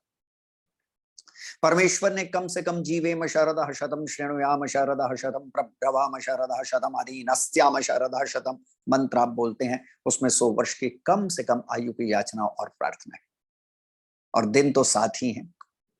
जब भी कोई संसार से जाएगा, जब भी कोई शरीर को छोड़ेगा, जब भी किसी के देह का अवसान होगा, इन 7 दिनों के भीतर ही होने वाला। 8वां दिन तो होगा नहीं। इन 7 दिनों के भीतर ही मनुष्य को कर्म करना है, आत्म जागरण के लिए प्रयत्न करना है, परमात्मा मिलन के लिए प्रयत्न करना है। तो उपनिषद का ऋषि कहता है 100 वर्षों की जिंदगी प्राप्त हो गई, 7 दिन केवल और केवल हमने खाने पीने, सोने, डरने, लड़ने, मरने में व्यर्थ कर दिए। तो समझिएगा, मान के चलिएगा कि महति विनष्टि है, इससे बढ़ के दूसरी हानि नहीं हो सकती। तो ये मानव तन की गरिमा है कि हम इसी के भीतर परमेश्वर को जान सकते हैं, आत्म तत्व का अनुभव कर सकते हैं। और एक बात ध्यान में रखिएगा, अगर विवेक नहीं हुआ तो मानव तन का हम सदुपयोग के स्थान पे दुरुपयोग भी करते हैं। और वे मानव तन का हम दुरुपयोग कैसे करते हैं? पार्श्विक योनियों की तरफ बढ़ते हुए। आप यूं समझने की कोशिश कीजिएगा, मानव तन एक 2 राह है, और 2 राह का अभिप्राय जो 2 रास्तों में जाता है। ऐसे ही एक रास्ता पशुता की तरफ जाता है और एक रास्ता बंध रहितता की तरफ जाता है। जो विवेकहीन व्यक्ति है वह पशुता की ओर अग्रसर हो जाता है, और जो विवेक से युक्त व्यक्ति है, जो सत्संग में जाता है, जिसके भीतर सदत ज्ञान है, जो थोड़ा सा भी स्वाध्याय करता है, वह सोचता है इस जन्म में इसी क्षण मैं अपने बंधन को काटता हुआ परमेश्वर की तरफ बढ़ूं। तो एक बात अच्छी तरह समझ लीजिएगा, और समझने जैसी बात यह है, मानव तन परमेश्वर ने दुख से छूटकर सुख को प्राप्त करने के लिए दिया है। अब यहाँ पर समय की निश्चित अवधि में थोड़ा सा चिंतन करने का प्रयत्न करेंगे, और प्रयत्न ये करेंगे कि वह जो दुख से छूटकर पूर्ण सुख को प्राप्त करना है, वो किस विधि संभव हो सकता है, अर्थात कौन से वो उपाय हैं जिनको जीवन में धारण करते हुए हम सुख और शांति को प्राप्त कर सकते हैं, आनंद को प्राप्त कर सकते हैं, तृप्त हो सकते हैं, आनंदित हो सकते हैं। तो उन उपायों की चर्चा करता हुआ मैं आपके सामने कुछ उपायों की बात आज आपके सामने कहूंगा। जैसा समय उसके अनुरूप चर्चा करने की कोशिश करूंगा। वैसे तो ऋषिवर दयानंद सरस्वती महाराज और अन्य ऋषियों ने वेद आदि शास्त्रों के भीतर, उपनिषद आदि शास्त्रों के भीतर अनेक प्रकार के गुणों को धारण करने की बात कही है। अनेक प्रकार के गुणों को धारण करने से मनुष्य दुख से छूटता हुआ सुख को प्राप्त करता है। लेकिन यहाँ पर आज जो मैं चिंतन कर रहा हूं वह महाभारत के एक छोटे से श्लोक पे चिंतन कर रहा हूं, जिसके भीतर बतलाया गया है कि इन 6 गुणों को नियमित रूप से अपने जीवन में धारण करने वाला व्यक्ति दुख से छूटकर सुख को प्राप्त करता है। और इन 6 गुणों की मैं बड़े संक्षेप में आपके सामने व्याख्या करूंगा, क्योंकि समय इतना नहीं कि विस्तार पूर्वक मैं उनकी चर्चा आपके सामने कर सकूं, लेकिन संक्षेप में आपके सामने उसकी चर्चा करने की कोशिश करूंगा। और महाभारत का ऋषि क्या लिखता है? ऋषिवर व्यास लिखते हैं, षडेव तो गुणः पुंसा नाहातव्या कदाचन, सत्यम दानम अनालस्य अनसूया क्षमा धृति। यह महाभारत का प्रसिद्ध श्लोक है, जिसके भीतर यह बतलाया गया है कि दुख से छूटकर पूर्ण सुख को प्राप्त करने का मार्ग क्या है। उत्तर दिया ऋषियों ने, गुणों को ग्रहण करना। किन गुणों को ग्रहण करना? इस श्लोक के भीतर 6 गुणों की बात कही। 2 बातें समझ लीजिएगा। पहली बात, मात्र 6 गुण ही नहीं है, परंतु इस श्लोक का जिसका मैं चिंतन आपके सामने कर रहा हूं, इसमें 6 गुण कहे गए हैं। और वे 6 गुण कौन कौन से हैं? सबसे पहली बात कही सत्य, दूसरी बात कही दान, तीसरी बात कही अनालस्य, चौथी बात कही अनासूया, पांचवी बात कही क्षमा और छठी बात कही धृति। इन 6 गुणों को अपने जीवन में धारण करने वाला व्यक्ति पुरुषार्थ पूर्वक, प्रयत्न पूर्वक प्रतीक्षा करता रहे तो परमेश्वर की कृपा से वह सुखद दिन आता है, वह अमृतोपम क्षण आता है। कौन सा? जब जीव सभी प्रकार के बंधनों से मुक्त होता हुआ आनंद को प्राप्त कर लेता है। इसमें सबसे पहले गुण पे थोड़ा सा चिंतन करने का प्रयत्न करते हैं, सत्य। वस्तुतः ये सत्य कहते किसे हैं, इस बात को समझेगा। ऋषिदयानंद सरस्वती महाराज परिभाषा करते हैं, जो पदार्थ जैसा है उसको वैसा जानना, मानना और व्यवहार तथा उपयोग में लाना सत्य कहलाता है। फिर समझ लीजिएगा, जो पदार्थ जैसा है उसको वैसा जानना, मानना, उपयोग और व्यवहार में लाना सत्य कहलाता है। इस बात को यूं समझने का प्रयत्न कीजिएगा, सत्य का एक ट्रायंगल है।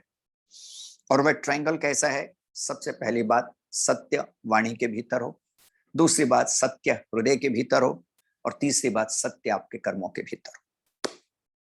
जब ये तीनों की तीनों बातें सज जाती हैं तो सत्य का ट्रायंगल पूरा हो जाता है। या दूसरे अर्थों में यूं समझने का प्रयत्न कीजिएगा, याज्ञवल्क्य स्मृति के भीतर एक श्लोक आता है।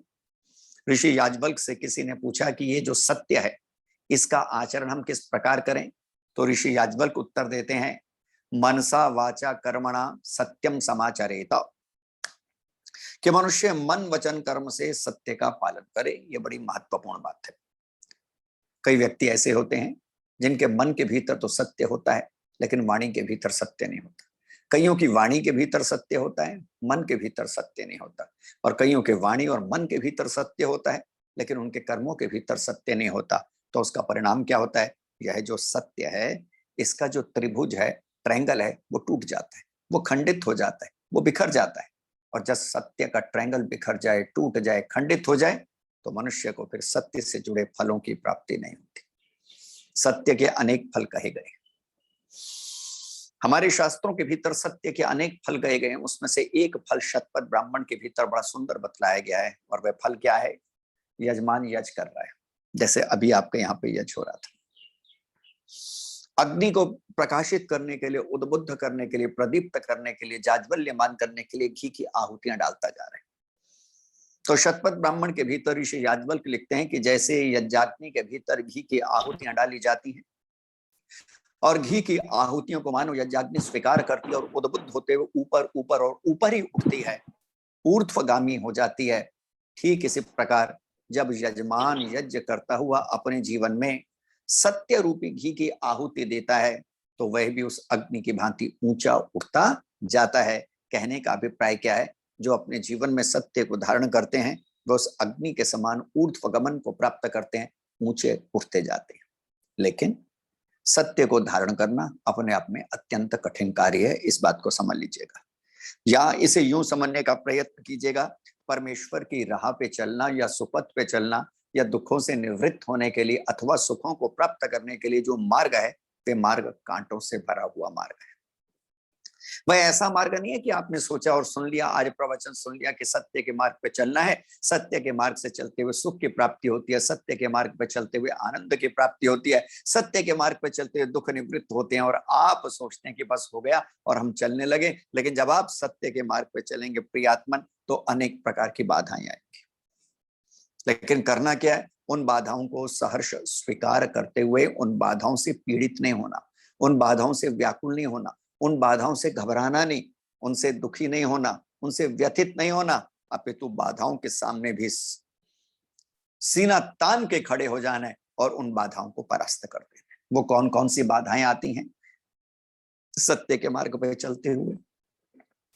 भर्तृहरि जी ने इसका बड़ा सुंदर चित्रण किया है। वे लिखते हैं, निंदंतो नेते निपुणा। सबसे पहले आपके जीवन में स्थिति आएगी जब आप सत्य के मार्ग पर चलेंगे, सत्य का मन वचन कर्म से पालन करेंगे या परमेश्वर के मार्ग पर चलेंगे, तो कुछ नीति निपुण व्यक्ति आपकी बड़ी प्रशंसा करेंगे, कहेंगे आप जैसा व्यक्ति दूसरा नहीं, आप तो सत्यवादी हैं, आप तो सत्य वक्ता हैं, आपने तो सत्य को अंगीकार कर रखा है, आप ही के कारण सत्य जीवित है। बड़ी सारे सुंदर सुंदर शब्दों के द्वारा आपके अहंकार को पुष्ट और पोषित करने का प्रयत्न करेंगे। तो सबसे पहली स्थिति क्या होगी? कई लोग आपकी प्रशंसा करेंगे, लेकिन आपको अपनी प्रशंसा से बंध नहीं जाना, इस बात को समझ लेना। जो व्यक्ति अपनी प्रशंसा से बंध गया, वो आगे गति नहीं कर पाता, उल्टा किन्हीं अर्थों में वो पीछे चला जाता है, क्योंकि उसके पास अवसर था आगे जाने का, लेकिन वो उसने अपने जीवन में प्रशंसा से बंधकर रिवर्स गियर लगा लिया और वो पीछे चला गया। तो सबसे पहली स्थिति होगी, कई लोग आपकी प्रशंसा करेंगे, तो जब लोग प्रशंसा करें, उस प्रशंसा को अपने हृदय में बहुत अधिक स्थान नहीं दे देना, उस प्रशंसा से दिमाग खराब ना हो जाए। क्योंकि अगर आपने उस प्रशंसा को अपने हृदय के भीतर बहुत स्थान दे दिया, तो एक बात ध्यान रखिएगा, जो आज प्रशंसक है वो कल निंदक भी हो सकता है, और जो आज निंदक है वो कल प्रशंसक भी हो सकता है। मेरे एक मित्र हैं, बड़े सुंदर कवि हैं, लेखक भी बहुत सुंदर है, बड़ी सुंदर कविता करते हैं, बड़ा सुंदर लेख लिखते हैं, बड़े प्रशंसक थे उनके, जहां भी जाते वहां क्या गीत है, अद्भुत अद्भुत और अद्भुत, ऐसा गीत नहीं सुना। और हुआ क्या, धीरे धीरे उनको अपनी प्रशंसा में रस आने लगा। भला किसको प्रशंसा के भीतर रस नहीं आता? एक ही व्यक्ति है जिसको अपनी प्रशंसा के भीतर रस नहीं आता, और वह है जितेंद्रिय व्यक्ति, जिसने अपनी इंद्रियों को जीत लिया, वह प्रशंसा से मुक्त हो जाता है। इसका यह गलत अर्थ नहीं है कि वो अप्रशंसनीय कार्य करता है, इसका अर्थ यह उसके लिए प्रशंसा अर्थात किसी के द्वारा उसके गुणों की चर्चा बहुत अधिक महत्व नहीं रखती। वह गुण अर्थात प्रशंसा के समय और निंदा दोनों में एक जैसा रहने की कोशिश करता है, उसे हम जितेंद्रिय के नाम से पुकारते हैं। और हुआ क्या, बहुत उनको निमंत्रण आने लगे, बहुत पुरस्कार मिलने लगे, जहां भी जाए जय जयकार हो, जहां भी जाए अभिनंदन के गीत उनके लिए गाए जाएं। और जब भी कुछ अभिनंदन होता, कुछ सम्मान होता, कुछ उनको प्राप्त होता, तो वो मुझे आके दिखाया करते, देखो इतने फॉलोअर्स हैं, इतने प्रशंसक हैं, इतने मुझे फोन आते हैं, इतने मुझे व्हाट्सएप मैसेजेस आते हैं कि आप जैसा गीत नहीं, आप जैसा लेखन नहीं, बड़े खुश। मैंने कहा इसमें तो कोई दो राय नहीं, आपकी योग्यता है। लिखते अच्छा हो तो अच्छे को अच्छा ही कहना चाहिए। निंदा जानते हैं किसे कहते हैं? निंदा करता है अच्छे को बुरा कहना और बुरे को अच्छा कहना है, इसका नाम निंदा है। विपरीत जब आप वर्णन करते हैं, इसको हम निंदा के भीतर स्वीकार करते हैं। और स्तुति का अर्थ होता है सत्य कहना, और सत्य का है अगर गुण है तो गुण कहिए, और अगर अवगुण किसी के भीतर दिखाई पड़ता है तो बड़े ही विनम्र भाव से कहने का प्रयत्न कीजिए, क्योंकि कोई भी व्यक्ति अपनी निंदा को सुनना नहीं चाहता। प्रत्येक व्यक्ति के कान तत्पर रहते हैं, पूरे के पूरे श्रद्धा से भरे रहते हैं अपनी प्रशंसा को सुनने के लिए। तो मेरे मित्र जहां भी जाएं सम्मान। लेकिन हुआ क्या, थोड़े दिनों के बाद कोई रोग लग गया, हाथ लड़खड़ाने लगे, दिमाग के भीतर भी उतना संतुलन ना रहा जैसे पहले था, शब्द संयोजन भी थोड़ा बिगड़ गया, लेख भी थोड़ा बिगड़ गया, लेखनी में भी वो बल नहीं रहा, शब्दों के भीतर भी वो आकर्षण नहीं रहा, और परिणाम क्या हुआ, लोगों ने बुलाना बंद कर दिया, बहुत कम व्यक्ति बुलाने लगे। और अब परिणाम क्या हुआ, परिणाम हुआ वे व्यक्ति कल तक जो अपनी प्रशंसा से फूला नहीं समाता था, डिप्रेशन में चला गया, आंखों देखी बात करो, विषाद के भीतर चला गया कि कल तक मेरे इतने प्रशंसक थे, कल तक मेरा इतना गुणानुवाद होता था, कल तक मेरा इतना धन्यवाद लोग किया करते थे, अचानक आज क्या हो गया, कि मेरे अपने ही मेरे विरोधी हो गए। आज मुझे कोई बुलाता नहीं, आज मेरा कोई स्मरण नहीं करता, आज मुझे कोई याद नहीं करता, आज मेरे लेख की प्रशंसा नहीं होती, आज मेरे काव्य की प्रशंसा नहीं होती, और परिणाम क्या हुआ, विषाद में चले गए। और इस समय बड़ी दुखदायी स्थिति में मैं भी आपके सामने इतना ही कहने का प्रयत्न कर रहा हूं, अगर प्रशंसा को दिल से लगा लिया तो अच्छी तरह ध्यान में रखेगा, समय परिवर्तनशील है, संसार बदल रहा है। जो प्रशंसक है वो निंदक होते हैं, जो निंदक है वो प्रशंसक होते हैं। इसीलिए जब आप सत्य के मार्ग पे चलें तो प्रशंसनीय कार्य तो करें, लेकिन प्रशंसनीय कार्यों के फलस्वरूप जो प्रशंसा मिले उसे अपने हृदय में बहुत स्थान मत दें। केवल ये समझे शब्द हैं, किसी ने कह दिया धन्यवाद, और उन प्रशंसनीय कार्यों के लिए परमेश्वर का धन्यवाद करते हुए सत्य की डगर पे चलते चले। दूसरी बात घटेगी, यहाँ पे तो भी पॉजिटिव हुआ, और पॉजिटिव क्या हुआ, लोगों ने आपकी प्रशंसा कर दी, लोगों ने आपके लिए अभिनंदन के गीत गा दिए, लोगों ने आपका सम्मान कर दिया, लोगों ने आपके पांव पखार दिए। अब दूसरी बात घटने वाली है सत्य के मार्ग पर चलते, और वह दूसरी बात कौन सी घटने वाली है, यदि स्तुवन्तुवा, पहली निंदा भी प्रशंसा भी, दोनों बातें होंगी। कोई प्रशंसा करेगा, कोई निंदा करेगा। तो जब कोई प्रशंसा करे धन्यवाद, निंदा भी करे तो उसमें एक बात ध्यान रखना, और वह ध्यान रखने योग्य बात क्या है, अगर किसी ने निंदा की और वो दोष आपके भीतर है तो बदला लेने के स्थान पर अपने को बदलने का प्रयत्न कीजिएगा। इससे आपकी उन्नति होगी, इससे आपकी प्रगति होगी। अक्सर क्या होता है, अगर हमारे भीतर कोई दोष है और कोई व्यक्ति कह देता है तो हम उसी के विरोधी हो जाते हैं। नहीं, साधक को क्या करना चाहिए, अगर दोष है, और किसी भी व्यक्ति के भीतर दोष हो सकता है जिसके कारण उसकी निंदा होती है, तो एकांत में जाकर उस दोष को देखे, विद्वानों से उस दोष को पूछे, माता पिता से उस दोष के बारे में जानकारी ले, अवगुण के बारे में जानकारी ले, और अगर है तो जिसने बताया उससे बदला नहीं, उसका धन्यवाद करे कि आपने मेरे जीवन के भीतर जो कमी थी उसके बारे में बतला दिया, कमी बतलाने के लिए आपका धन्यवाद। तो निंदक से भी घबराना नहीं है, इस बात को अच्छी तरह ध्यान में रखिएगा। और फिर मैं आपसे कह देता हूं, निंदक से कौन घबराएगा, जो प्रशंसा से बंधा होगा।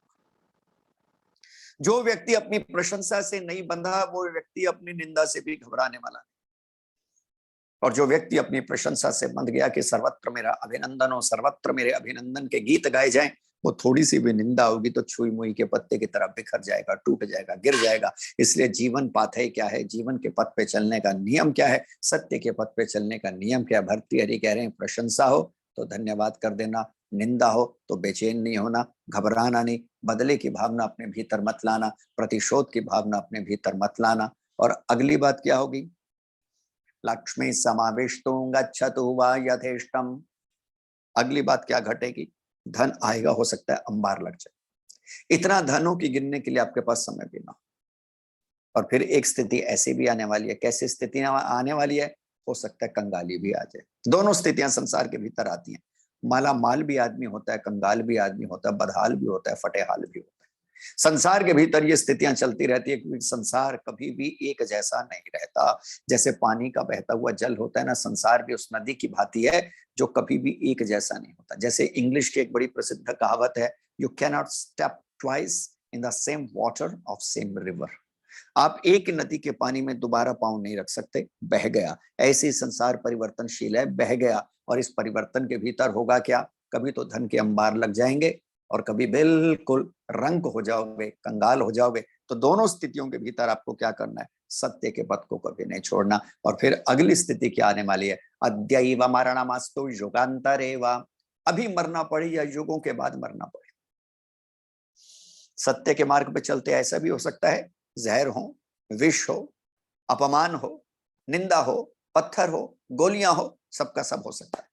अब ऋषिवर दयानंद सरस्वती महाराज के जीवन को उठा के देखें, ऋषिवर को छोड़िए, एक क्षण के लिए विस्मरण कर दीजिए, कोई भी एक ऐसा महापुरुष खोज के दिखा दीजिए जो सत्य के पथ पे चला और लोगों ने उनकी हत्या का, लोगों ने उनको समाप्त करने का प्रयत्न ना किया। हर महापुरुष की नियति मानो यही बन गई हो कि वह सत्य के मार्ग पे चला तो लोगों ने उनका विरोध किया। और एक उर्दू के शायर ने तो बड़ी सुंदर बात लिखी, और वह लिखता है कि शायद अब यह संसार का नियम बन गया है। और वह नियम क्या बन गया है, और वह नियम यह बन गया है, मिटा डालो मसीहा को। नियम क्या बन गए, जो मसीहा हैं, जो सत्य के मार्ग पे चलने वाले हैं, यही दस्तूर दुनिया है, मिटा डालो मसीहा को।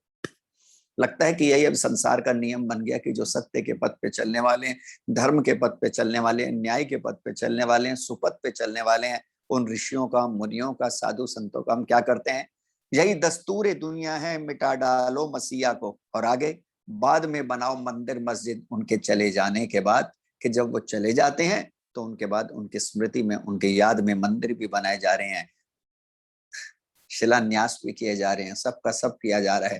कहने का अभिप्राय क्या है, हो सकता है सत्य के मार्ग पर चलते हुए आप दीर्घ आयुष्य को प्राप्त कर लें, और ये भी पूरी संभावना है कि सत्य के मार्ग पर चलते हुए जीवन एक क्षण के भीतर समाप्त हो जाए। लेकिन जो सत्य के मार्ग पर चलने वाले धीर पुरुष हैं, अब क्या लिखते हैं राजा भर्तृहरि या ऋषि भर्तृहरि, कि सत्य के मार्ग पर चलने वाले जो धीर पुरुष हैं, न्यायात पथ प्रवचलन्ति पदम न धीरा, वह जो सत्य के मार्ग पे चलने वाले धीर पुरुष हैं, कभी भी सत्य के मार्ग को छोड़ते नहीं है। सत्य मुक्ति का पथ, मुक्ति के द्वार की तरफ ले जाता है, सुख की तरफ ले जाता है, लेकिन उस सत्य के पथ पे चलने के लिए अदम्य साहस की आवश्यकता है। उस सत्य के पथ पे चलने के लिए अपने आप को वारने की आवश्यकता है। जब तक आपका दृढ़ संकल्प ना हो, अदम्य साहस ना हो, प्रियात्मन, आप सत्य के मार्ग पे चल ही नहीं सकते। इसलिए आपने देखा है ना कि सत्य के मार्ग पे चलने वाले बहुत कम होते। मुंशी प्रेमचंद, हिंदी के उपन्यास सम्राट, एक बड़ा सुंदर व्यंग करते हैं, सत्य संबंधी व्यंग है, समझने की कोशिश कीजिएगा। और वो व्यंग करते हुए लिखते हैं, मित्रों आओ इस सत्य के पथ पर, इस पथ पे भीड़ नहीं है, ये खाली पथ है। बड़ी सुंदर बात कही। कारण क्या है, इस पथ पे चलने के लिए अपने आप को पूरी तरह बलिदान करना पड़ता है, पूरी तरह आहूत करना पड़ता है। जैसे समिधा अपने आप को पूरी तरह अग्नि में समर्पित कर देती है, ऐसे ही जीवात्मा को अपने आप को सत्य रूपी कुंड के भीतर पूरी तरह समर्पित कर देना पड़ता है, और समिधा की तरह अपने को मिटा देना पड़ता है। और जो समिधा की भांति अपने को मिटा देने को तैयार हो, वो तो सत्य के पथिक हो सकते हैं। सत्य के मार्ग पर चलते हुए सुख को प्राप्त कर सकते हैं, आनंद को प्राप्त कर सकते हैं, दुख का नाश कर सकते हैं। लेकिन जो अपने को आहूत करने को तैयार नहीं, मिटाने को तैयार नहीं, समर्पित करने को तैयार नहीं, वे सत्य के मार्ग पर चल ही नहीं सकते। इसलिए पहली बात संक्षेप में मैंने आपके सामने कही, सत्य। और दूसरी बात समझने की कोशिश कीजिएगा, सत्य एक ही होता है, ट्रुथ इज वन। सत्य एक ही होता है, लेकिन उस सत्य की अभिव्यक्तियां अनेक ढंग से की जा सकती हैं, लेकिन सत्य एक होगा। ये नहीं कि सत्य अनेक होंगे। और अक्सर हम क्या करते हैं, दूसरे को खुश करने के लिए सत्य को बदल देते हैं। ऐसा नहीं होता, सत्य तो एक ही होगा। इसलिए वेद के भीतर आता है, एकम सत विप्राह बहुधा वदन्ति। सत्य स्वरूप परमेश्वर तो एक है। ज्ञानी लोग, विद्वान लोग, विप्र लोग उसे अनेक प्रकार के संबोधनों से पुकारते हैं, क्योंकि उसके गुण कर्म स्वभाव अनंत हैं, इसलिए उसके नाम भी अनंत है। लेकिन वो सत्य स्वरूप, सत्ता तो एक ही है। तो सत्य तो एक ही होने वाला है। अगर सुबह सूर्य प्रकाश देता है, पूर्व से उदय होता है, तो सत्य तो यही होगा। ऐसा नहीं होगा कि आपको किसी को देखकर, किसी को प्रसन्न करने के लिए, मूर्ख व्यक्ति को प्रसन्न करने के लिए कह दिया। नहीं, सूर्य जो पृथ्वी को प्रकाशित करता है वो हजारों है और पश्चिम दिशा से उदय होता है, ऐसा नहीं होगा। मुझे जीवन की एक छोटी सी बात याद आती है, हंसता हुआ संस्मरण है, किसी ने लिखा, याद पड़ गया। वे सज्जन लिखते हैं कि मैं जब भी प्रचार करके आता था, हमारे एक बड़े पूजनीय विद्वान रहे आर्य समाज के, अब तो उनका शरीर नहीं रहा, पंडित निरंजन देव, इतिहास केसरी, क्षेत्र उनका रहा पंजाब, बहुत कार्य किया इन विभूतियों ने। तो वो मुझे घटना सुनाया करते थे। अकस्मात मुझे याद आ गई कि जब भी मैं प्रचार करके आता था, अपने गांव जाता था, होशियारपुर के रहने वाले थे पंजाब में। जब भी अपने गांव जाता था, थोड़ा काम हुआ करता था, और वो काम क्या हुआ था, घर परिवार के लिए आटा दाल चावल लाने के लिए। तो मेरे घर के पास ही एक दुकान थी, उस दुकान पे मैं आटा दाल चावल लेने के लिए चला जाया करता था। और जो दुकान का मालिक था वो मुझसे बड़ा प्रेम किया करता था, क्योंकि लोग मेरी प्रतिष्ठा को स्वीकार करते थे। आर्य समाज का मैं एक ही विद्वान अपने पूरे गांव में था।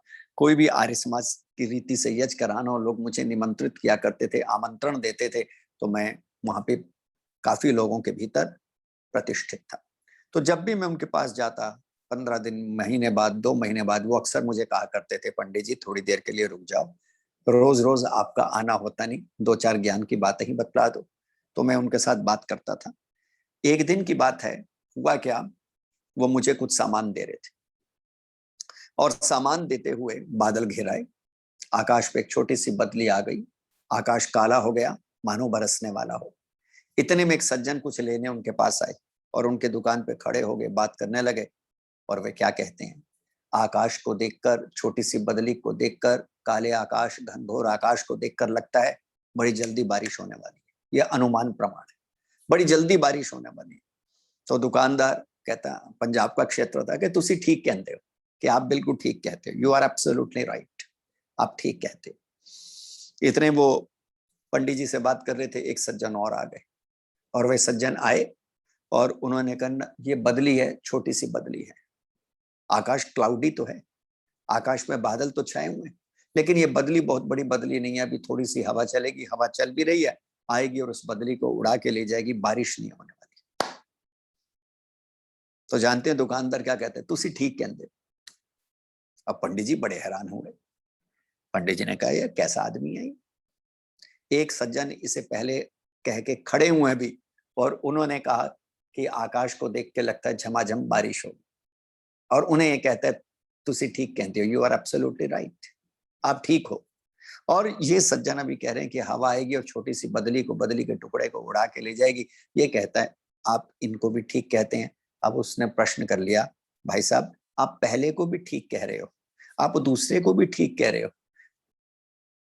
तो जानते हो दुकानदार क्या कहता है, तुसी भी ठीक ही कहते हो, कि आप भी ठीक ही कहते हो, सब ठीक नहीं हो सकते प्रियात्मन, या तो बारिश होगी या नहीं होगी, सारे के सारे ठीक नहीं हो सकते। आर्य समाज से पहले ये धारणा थी कि सत्य जो जो कह दे हमने मान लिया ना। हमारे ऋषियों ने कहा ना, केवल किसी ने कह दिया इसलिए मैंने मान लिया वो सत्य हो गया, ये अपने आप में असत्य है। मैंने जानना है कि सत्य क्या है।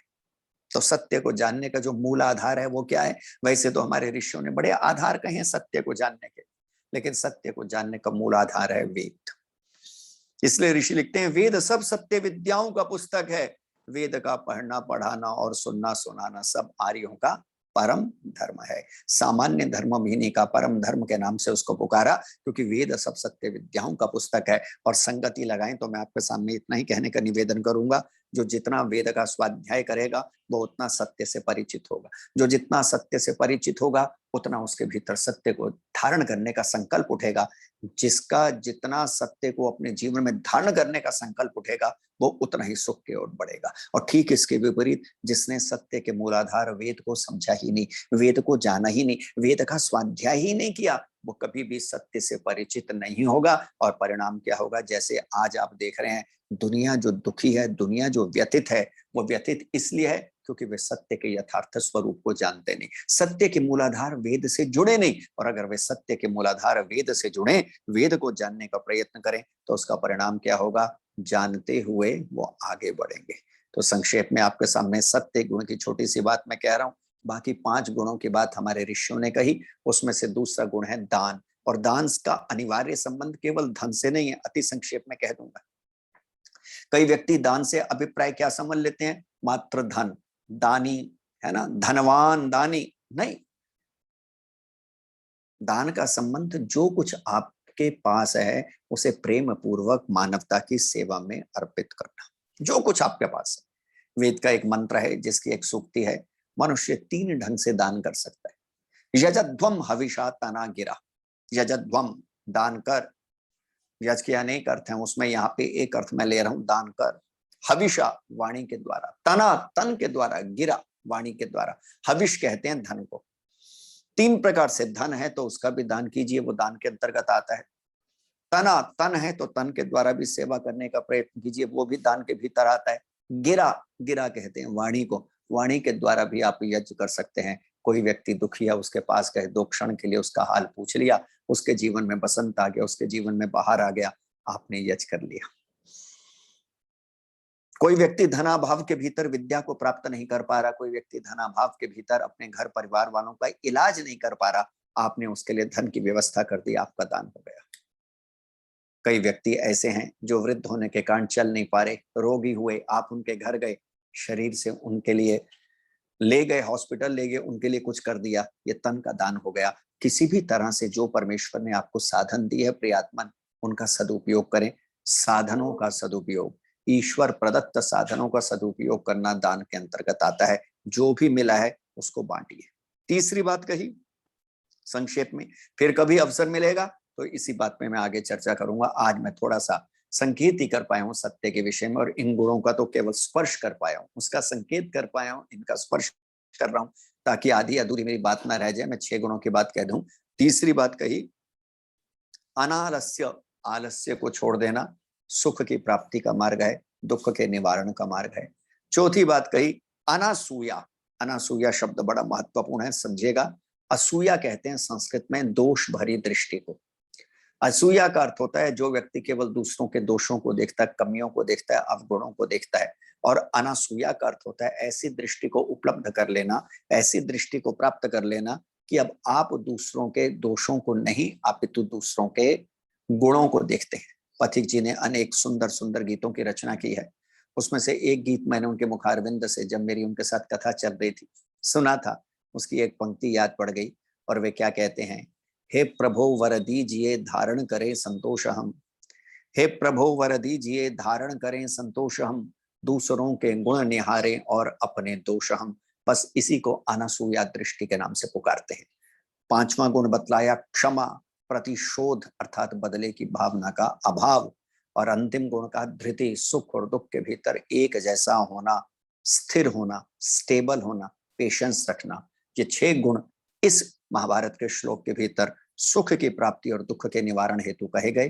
तो उसमें से पहले सत्य पर थोड़ा सा मैंने कहने की कोशिश की, जितना समय था उसके अंतर्गत मैंने अपनी बात रखने की कोशिश की है। फिर कभी अवसर होगा फिर आगे बढ़ूंगा, लेकिन इतना ही आपके सामने निवेदन करूंगा। यद्यपि मैंने आज सत्य की महिमा का संक्षेप में प्रतिपादन किया है, एक गुण भी अगर आपने अपने जीवन में धारण कर लिया तो होगा क्या, एक गुण अन्य गुणों का निमंत्रक बन जाएगा। एक गुण अन्य गुणों को इनवाइट करने लगेगा, और एक गुण के साधने से आपके मन के भीतर प्रसन्नता होगी, संकल्प बढ़ेगा, और आप अन्य गुणों को भी अपने जीवन में साधने अर्थात धारण करने की कोशिश करेंगे। तो भगवान करे हम सत्य के पथ पे चलते हुए जीवन में सुख को प्राप्त करें, दुख का नाश करते हुए आनंद को प्राप्त करें। इसी में मानव तन की सार्थकता है, सफलता है। आप सबका धन्यवाद, आपने मेरी बातों को इतनी शांति से सुना। ओम शांति शांति शांति।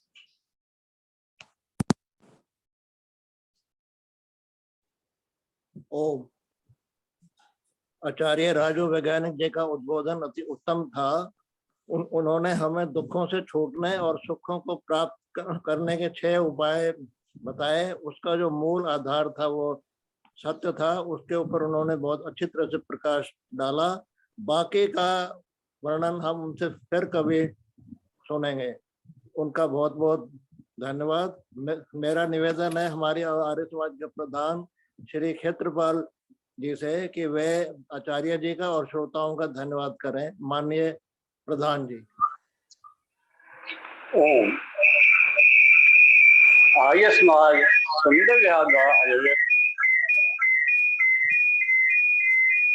ऑनलाइन सत्संग कार्यक्रम में उपस्थित सभी का हार्दिक अभिनंदन एवं धन्यवाद। आज सबसे प्रथम उस सबका धन्यवाद करते हैं जिन्होंने हमें ये शुभ कार्य करने के लिए प्रेरणा दी और हम सबको विद्वानों के उपदेश सुनने का अवसर प्रदान किया। सबसे प्रथम मैं आयोजकों का धन्यवाद करता हूँ जिन्होंने हम सबको इस सत्संग में और में आने का प्रयास किया। उसी श्रृंखला में माननीय प्रिय आचार्य जी ने, प्रमोद जी ने और प्रिय कौशल जी ने यज्ञ का कार्य संपन्न किया और जिनके जन्मदिन पे मंत्र पाठ द्वारा उसे प्रार्थना और उनको आशीर्वाद। इस श्रृंखला में इंदुमर्ग जी का बहुत ही उत्तम भजन हम सबने सुना। भजनों में ही उपदेश है। यदि हम ध्यान से सुने तो ये भजन ही हमें बहुत बड़ा उपदेश देते हैं, संकेत देते हैं, जीवन जीने का राह बताते हैं। उसके पश्चात हम सब ने आचार्य शिवाजी जी वैज्ञानिक का बहुत ही सुंदर और जीवन को सफल बनाने का प्रवचन सुना। मालूम कर्म योनि भी है, भोग योनि भी है, और मानस तो जितनी भी योनि है वे सब मन अपने जीवन में जितना भी चाहे सुख पा सकते हैं शुभ गुणों के द्वारा, और दुख को भी मानव ही प्राप्त करते हैं। दुखों से छूटें और सुखों की प्राप्ति और अंत में आनंद की प्राप्ति मानव का उद्देश्य है। इसके लिए उन्होंने दो बातें की। अपनी सारे उद्बोधन का जो सार था, दो ही शब्द में कहा कि हम अपने अवगुणों को देखें और दूसरों को गुणों को देखें, सत्य को ग्रहण करें और सत्य को छोड़ें, तभी हमारा जीवन सुख में आनंद हो सकता है। हम सभी सुख की प्राप्ति के लिए प्रयास करते हैं, और सुख कैसे मिलता है इसके बारे में हम प्रयास नहीं करते। इसलिए जो आज हमने उद्बोधन सुना उसे अपने जीवन धारण करें और सुखों की प्राप्ति के लिए, अंत में आनंद की प्राप्ति के लिए हम प्रयास करते हैं। यही आज के माननीय विधायक जी का उद्बोधन था। उनके इस उद्बोधन के लिए बहुत बहुत धन्यवाद। अब सभी अपनी ओर से और सबको बहुत बहुत शुभकामनाएं। धन्यवाद। ओम।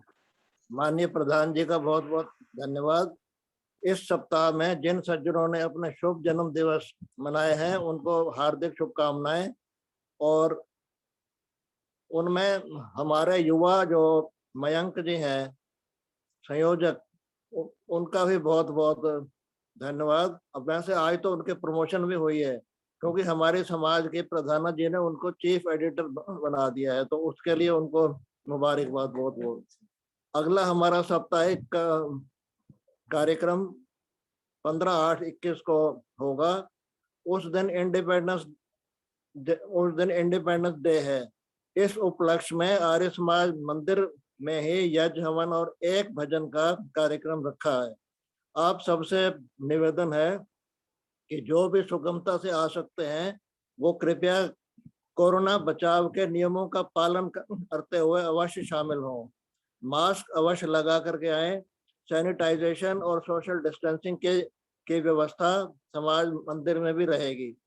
तो आप उस दिन समाज का हवन का टाइम 8 बजे का है, तो आप लोगों से एक बार फिर निवेदन है कि जो लोग सुगमता से आ सकते हैं अवश्य आए।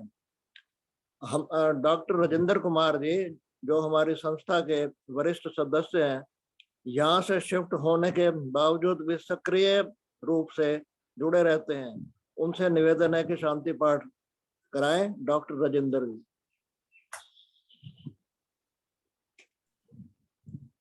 ओम। सभी को मेरा सादर नमस्ते। आज के कार्यक्रम का समापन करने का दायित्व मुझे दिया गया है, तो आइए हम सब मिलके बड़ी श्रद्धा और भक्ति भाव से एकाग्रचित होकर उस प्रभु के चरणों में सर्वत्र शांति हो उसकी प्रार्थना करते हैं। ओम द्यौ शांति अंतरिक्षगुं शांति पृथ्वी शांतिरापा शांतिरोषधयः शांति वनस्पतयः शांति विश्वे देवा शांति ब्रह्म शांति सर्वगुं शांतिरेव शांति सामा शांतिरेधि। ओम शांति शांति शांति। जो बोले सो अभय सत्य सनातन वैदिक धर्म की जय। गुरुवर ब्रजानंद महाराज की जय। महर्षि स्वामी दयानंद की जय। मर्यादा पुरुषोत्तम श्री रामचंद्र की जय। योगेश्वर श्री कृष्णचंद्र की जय। भारत माता की जय।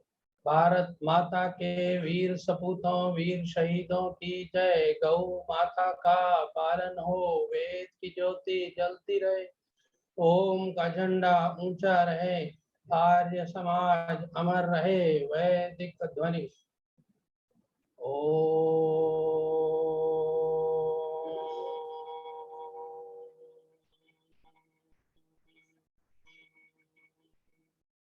वैदिक अभिवादन, सबको सादर नमस्ते।